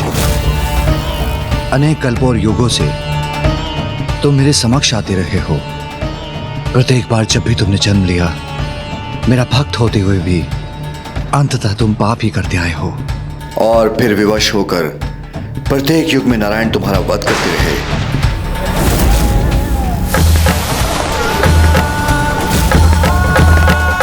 प्रत्येक जन्म में तुमसे एक ही आशा रही है कि इस जन्म में तुम अवश्य सुधर जाओगे, किंतु तुमने मुझे सदा निराश ही किया है लंकेश।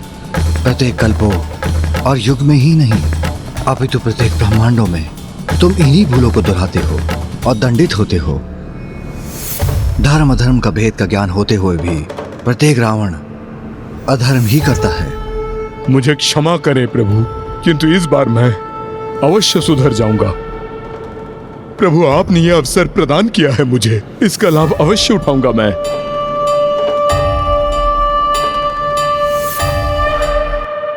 हे गौरी पुत्र, मुझे प्रत्येक भूल की क्षमा दीजिए। लंकेश, आप इसे अपना अंतिम अवसर ही समझिए और प्रभु महादेव के 19 अवतारों से प्राप्त प्रत्येक सीख का पालन भी कीजिए, अन्यथा आप स्वयं अपने विनाश को आमंत्रित करेंगे।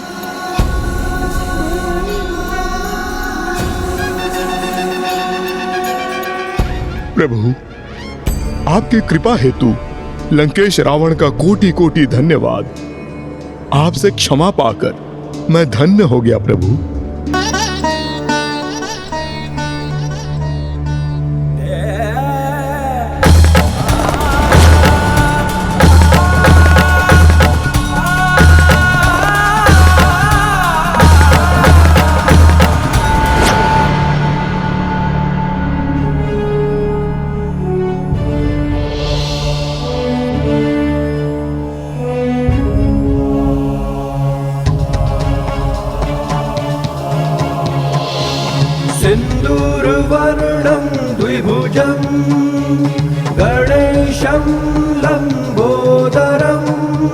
पद्मदले निविष्टम् ब्रह्मादिदेवः परिसेव्यमाननं सिद्धैर्युतं तं प्रणमामि देवं सिन्दूरवर्णं द्विभुजं गणेशं लम्बोदरं पद्मदले निविष्टम् ब्रह्मादिदेवः परिसेव्यमाननं सिद्धैर्युतं तं प्रणमामि देवं सिन्दूरवर्णं द्विभुजं गणेशं लम्बोदरं पद्मदले निविष्टम् ब्रह्मादिदेवः परिसेव्यमाननं सिद्धैर्युतं तं प्रणमामि देवम्। गौरीपुत्र प्रथम पूज्य गणेश जी की जय। गौरीपुत्र प्रथम पूज्य गणेश जी की जय। गौरीपुत्र प्रथम पूज्य गणेश जी की जय। विघ्नहर्ता प्रथम पूज्य गणेश जी की जय। भक्ति से प्रभु की आराधना करते तो आपको स्वतः ही भोलेनाथ का सानिध्य प्राप्त होता और स्वयं को सुरक्षित रखने हेतु और आपको प्रभु के आत्मलिंग की आवश्यकता ही नहीं होती। प्रभु के छठे अवतार थे प्रभु शरद, जिन्होंने ये सीख दी कि विजय प्राप्ति के उपरांत अहंकार के वश में आकर स्वयं पर नियंत्रण नहीं खोना चाहिए। किंतु आपने तो प्रभु के आत्मलिंग को प्राप्त करने पर भी अपने अहंकार से मुक्त नहीं हुए और प्रभु महादेव से कैलाश का ही त्याग करवाने का संकल्प ले लिया। तो मैंने क्या बुरा किया गौरी पुत्र?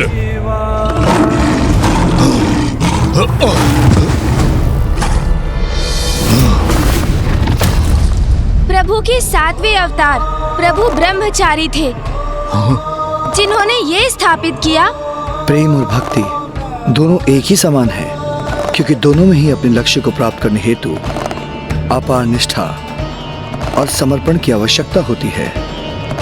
किंतु आपने भक्त के कर्तव्य से भटककर स्वार्थवश उनके आत्मलिंग को लंका ले जाने का प्रयास किया। मैं प्रभु के आत्मलिंग का क्यों त्याग करता? मेरा अधिकार था उन पर।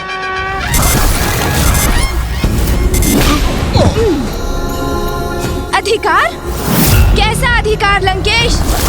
कदाचित आपको प्रभु के आठवें अवतार प्रभु सुनट नर्तक की कथा से प्राप्त सीख का स्मरण नहीं हुआ? भले ही मैं तुम्हें याद नहीं लौटा रहा हूँ, तो अधिक समय तक इसे अपने पास नहीं रख सकोगे। समय आने पर ही अपने उचित स्थान पर लौट जाएंगे। जो तुम्हारा है ही नहीं, वो तुम्हारा कैसे हो सकता है? किंतु आपने तो समस्त मर्यादाओं का ही परित्याग कर दिया। प्रभु के आशीर्वाद को भी अपना अधिकार मान बैठे आप। फिर आप अपनी मृत्यु के लिए तैयार हो जाइए लंकेश। मृत्यु के लिए तैयार हो जाइए लंकेश।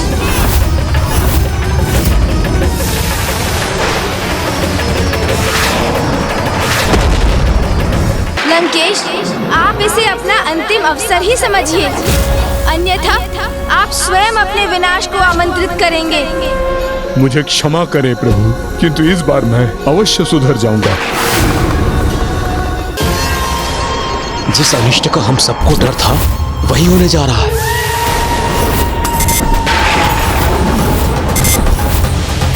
क्या कारण है इन विचित्र दृश्यों का और इन अनुचित क्रियाकलापों का, और इस प्रकार हमारे समक्ष क्यों प्रकट हो रहे हैं? मुझे शीघ्र पिताश्री से ज्ञात करना होगा। गणेश के हाथों एक बहुत बड़ा भूल होने जा रहा है। पुत्र गणेश, आज से यह स्थान सिद्धि क्षेत्र के नाम से भी जाना जाएगा, क्योंकि मेरे शिवलिंग के साथ यहाँ तुम्हारे भी श्री विग्रह स्थापित होंगे और संसार को सदैव इसका स्मरण कराने हेतु कि तुमने जगत कल्याण के लिए कितनी भीषण कठिनाइयों का सामना किया। तुम्हारी इन प्रतिमा पर लंकेश रावण द्वारा तुम्हारे शीश पर हुए आघात का चिन्ह भी स्थित रहेगा।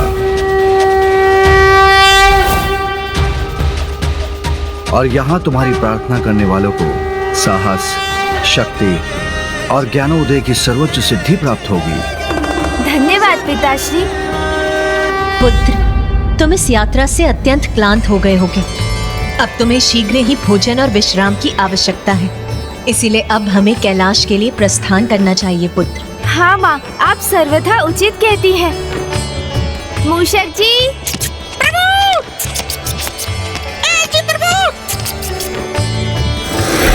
हे महादेव, अब हमें भी प्रस्थान करने की अनुमति दीजिए।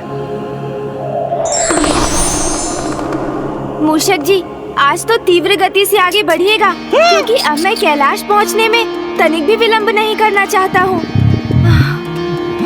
पार्वती के मन में उमड़ी ममता, माँ की गोद में आए विघन हरता। लड्डू, वो भी माँ के हाथों का। लो पुत्र शीघ्र ग्रहण कर लो। इतने समय से तुमने कुछ भी नहीं खाया है पुत्र।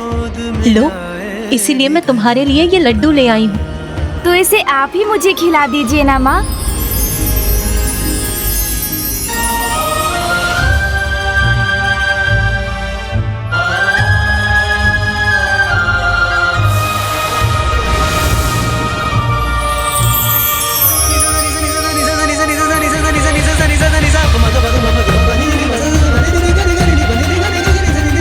स्वामी, कितनी अद्भुत है ना प्रथम पूज्य गणेश जी की ये लीला। कुछ समय पूर्व जिन्होंने महायोद्धा भगवान का विराट रूप धारण कर महाबली असुर लंकेश को अपने अधर्मयुक्त आशय में सफल नहीं होने दिया, अब वही गणेश अपनी माँ के समक्ष एक भोला भाला बालक बनकर अपनी माँ के हाथों से आहार प्राप्त कर रहे हैं। धन्यवाद माँ। महादेव, अब हमें भी आज्ञा दीजिए।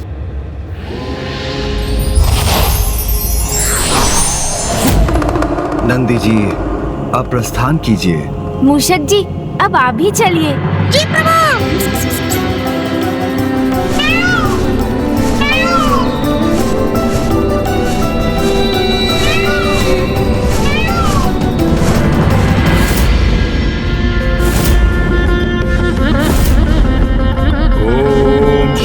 मात्रे नमः। ओम श्री मात्रे नमः। ओम श्री मात्रे नमः। ओम श्री मात्रे नमः। ओम श्री मात्रे नमः। ओम श्री मात्रे नमः। ओम श्री मात्रे नमः। ओम श्री मात्रे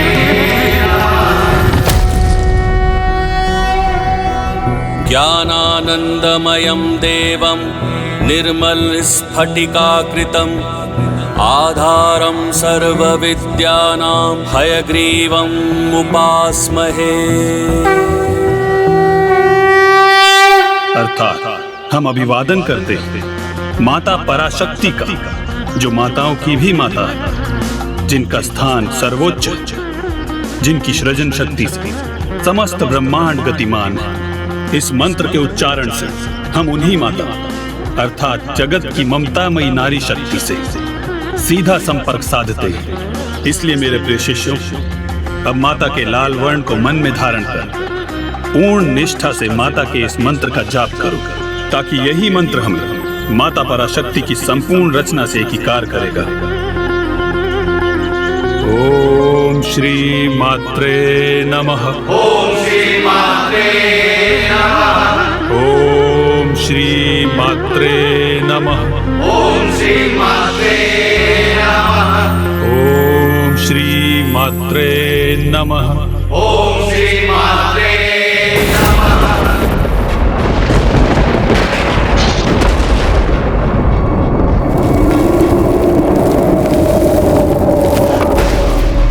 ये किसके भस्म होने का दृश्य उत्पन्न हुआ मेरे समक्ष?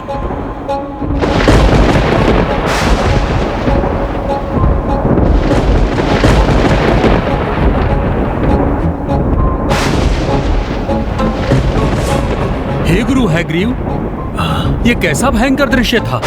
किसी बड़े अनिष्ट का संकेत है ये, किंतु हमारा मंत्र जाप कदापि नहीं रोकना चाहिए।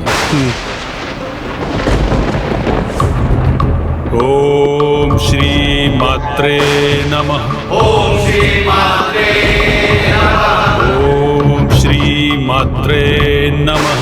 ओम श्री मात्रे नमः। नहीं, इतना बड़ा अनर्थ, सृष्टि पर इतना बड़ा महासंकट, ये कैसे संभव है? क्या हुआ गुरुवर? ये किस प्रकार के संकट का संकेत है? सृष्टि कैसे अनिष्ट का सामना करने जा रही है? भंडासुर, भंडासुर, भंडासुर। प्रभु महादेव के तीसरे नेत्र से उत्पन्न क्रोधाग्नि से भस्म होने वाले कामदेव की भस्म से प्रकट होगा ये महासंकट। बहुत समय पूर्व अपना ध्यान भंग होने के कारण प्रभु महादेव ने क्रोधित होकर कामदेव को भस्म कर दिया था, किंतु कामदेव के क्षय हुए शरीर का भस्म वहीं पड़ा रह गया था, जो अब एक नवीन आकार लेने के प्रयास में लगा है। परंतु यदि उसे रोका नहीं गया तो फिर सृष्टि को एक भीषण संकट का सामना करना पड़ेगा। घोर अनर्थ हो जाएगा इस घटना से।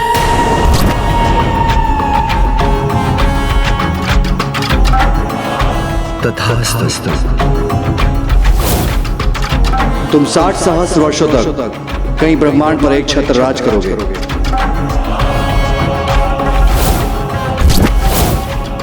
सौभाग्य है तुम्हारा कि तुम मेरे अर्थात भंडासुर के अधीन हो, इसीलिए प्रसन्न रहो। जगत सम्राट भंडासुर की जय जय जय। संकट, सृष्टि का सबसे बड़ा संकट आने वाला है, और इस संकट को कोई और नहीं, स्वयं विघ्नहर्ता गणेश जी ही उत्पन्न करने जा रहे हैं। गणेश जी,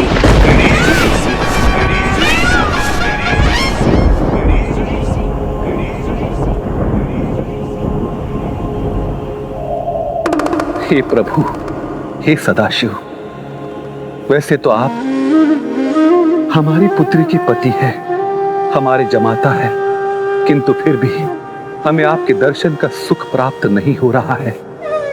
कृपा कर सह परिवार हमारे निवास स्थान पर पधारिए और हमें दर्शन दीजिए प्रभु। कृपा कीजिए, हमें दर्शन दीजिए प्रभु, दर्शन दीजिए। कृपा करके हमारी विनती स्वीकार कर हमारे निवास स्थान पधार, हमें सेवा का अवसर दीजिए प्रभु, हमें सेवा का अवसर दीजिए प्रभु। मुझे माता पिता से भेंट करने की बड़ी प्रबल इच्छा हो रही है और उनका निवास स्थान तो अत्यंत निकट है।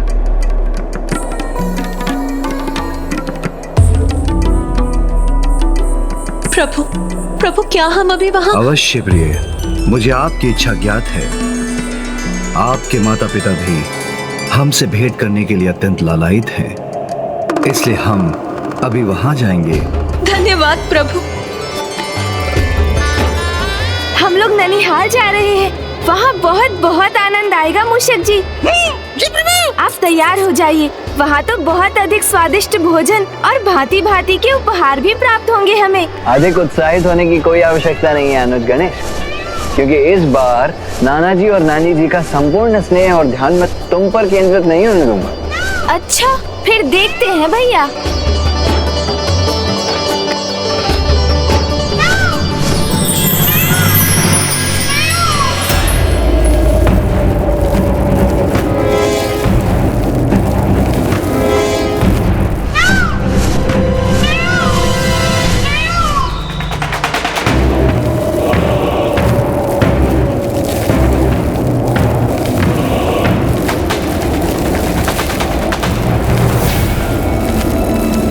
इस अनिष्टकारी घटना का पूर्व संकेत माता पराशक्ति ने मुझे उन दृश्यों के माध्यम से दिया था, वही सत्य होता प्रतीत हो रहा है मुझे। स्वयं गणेश जी के हाथों इतने बड़े अधर्मी असुर भंडासुर का जन्म होने जा रहा है।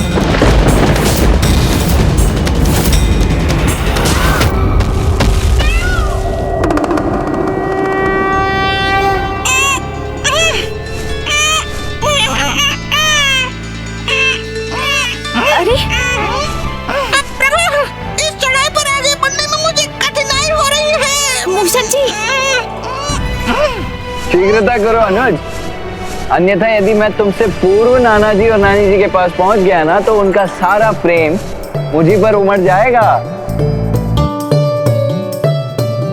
अरे सभी आगे बढ़ रहे हैं। मैं अपनी गति में वृद्धि करने का प्रयास करता हूँ। शीघ्रता कीजिए मूषक जी।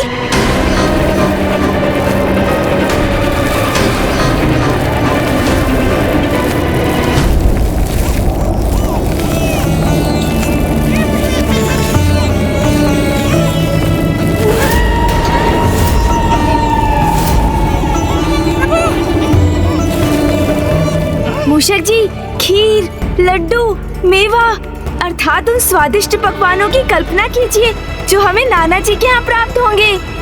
इसलिए अपनी गति में वृद्धि कीजिए मूषक जी। आनंद आएगा फिर तो।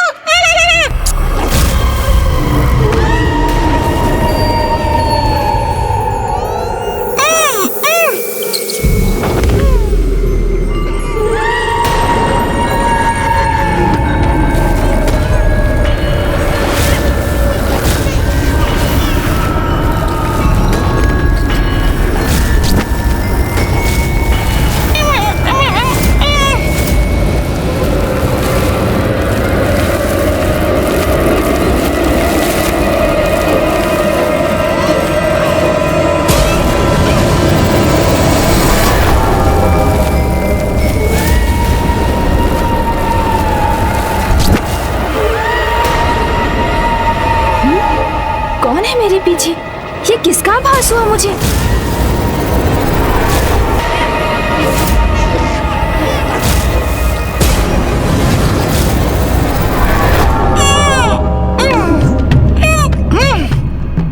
तनिक और प्रयास कीजिए ना मूषक जी। वहाँ पहुँचकर स्वादिष्ट भोजन से अत्यधिक ऊर्जा प्राप्त होगी आपको। प्रभु, उससे अधिक ऊर्जा का प्रयोग तो वहाँ पहुँचने में हो जाएगा। अच्छा तो रुकिए, मैं आपको अपने भार से मुक्त कर आपके साथ चलता हूँ। कदाचित हम इस प्रकार पूर्व में पहुँच जाएंगे। मूषक जी शीघ्रता कीजिए। चल तो रहा प्रभु।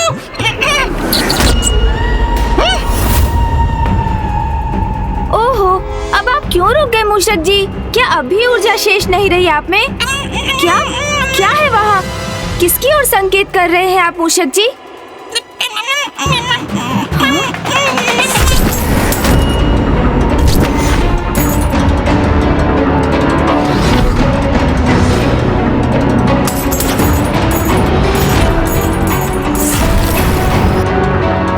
ये नरकंकाल इन मुद्राओं को अपना आहार बनाने की चेष्टा क्यों कर रहा है?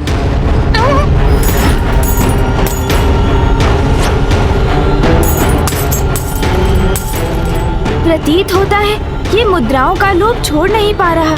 वो मुद्राएं खाना चाहता है जिन्हें इसका शरीर अपने भीतर रख भी नहीं सकता।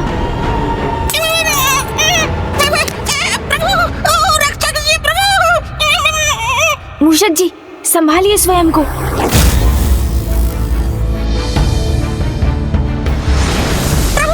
शीघ्र चलिए इस विचित्र और भयंकर स्थान से।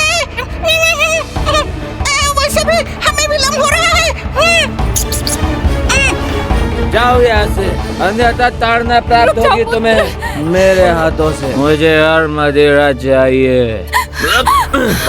पुत्र, उठो पुत्र, चलो उठो। अरे बुढ़े हट।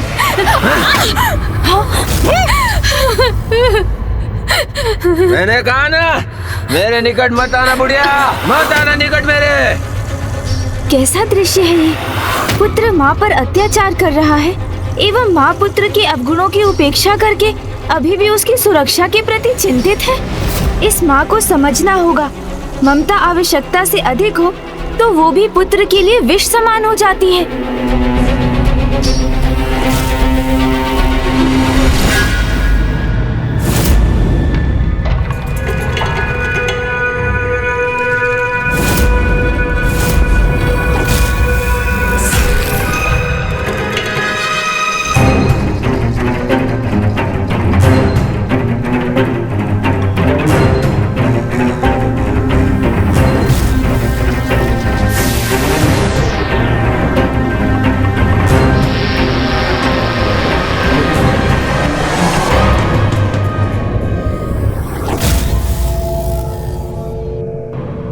क्या कारण है इन विचित्र दृश्यों और इस अनुचित क्रियाकलाप का?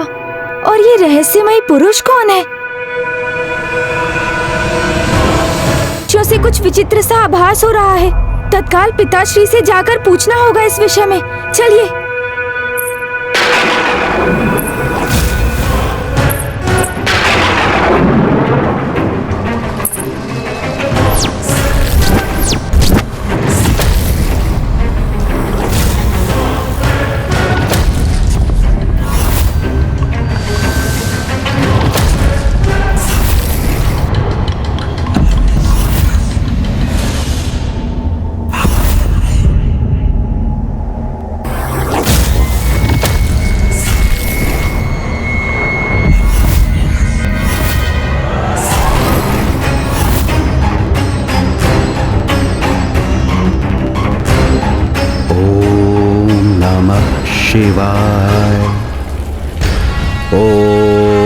नमः शिवाय।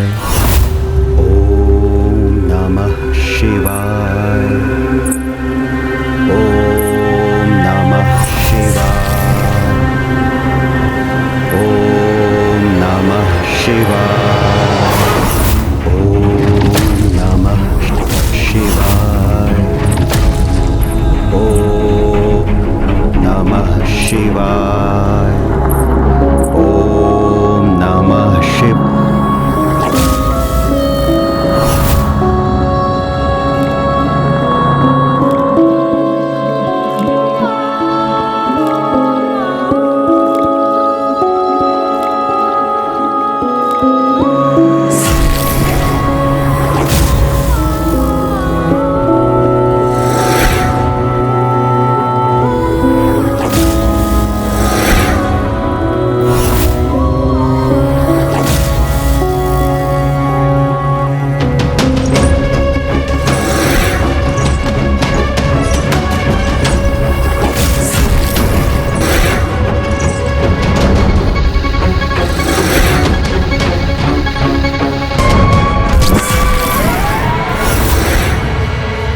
इन्होंने तो अपनी माया के वश में कर लिया इस ब्राह्मण को। अरे ये कहाँ अदृश्य हो गए? ये सब क्या घटित हो रहा था? कौन थे ये सभी? और हमारे समक्ष इस प्रकार क्यों प्रकट हुए? क्या इन विचित्र दृश्यों में हमारे लिए कोई संकेत नहीं था मूषक जी? मुझे तो ज्ञात नहीं प्रभु, चलिए शीघ्र आगे बढ़ते हैं। मुझे शीघ्र पिताश्री से ज्ञात करना चाहिए कि इन विचित्र घटनाओं का भला क्या अर्थ है।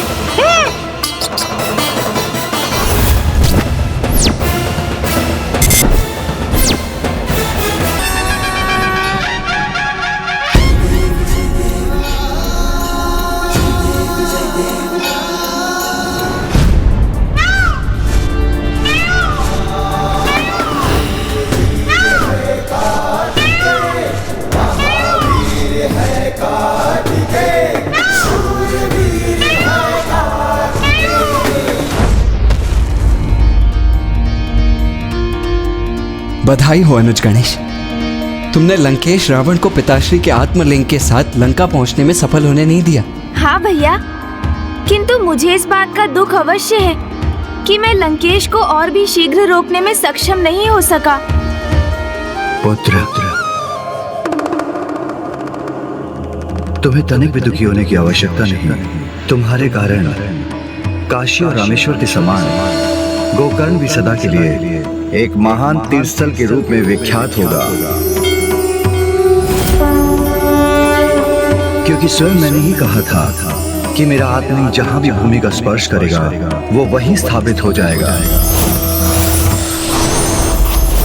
इसीलिए तो अपनी अपार शक्ति से समस्त कैलाश को उठा लेने में समर्थ लंकेश आत्मलिंग को अपने स्थान से डिगा तक नहीं सके। और जब महाबली रावण भी महाबला महादेव के आत्मलिंग को नहीं डिगा सके, इसलिए आज से इन्हें महाबलेश्वर महादेव के नाम से पुकारा जाएगा।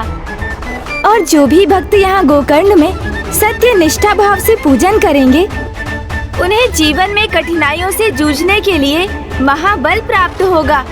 उनकी समस्त मनोकामनाएं पूर्ण होंगी, संकटों और पापों से उन्हें मुक्ति प्राप्त होगी और इस स्थान को मुक्ति स्थल भी कहा जाएगा।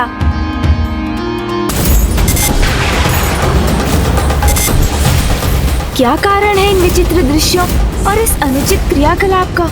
और हमारे समक्ष इस प्रकार क्यों प्रकट हुए? मुझे शीघ्र पिताश्री से ज्ञात करना चाहिए। कौन थे ये सभी और हमारे समक्ष इस प्रकार क्यों प्रकट हुए? मुझे शीघ्र पिताश्री से ज्ञात करना चाहिए।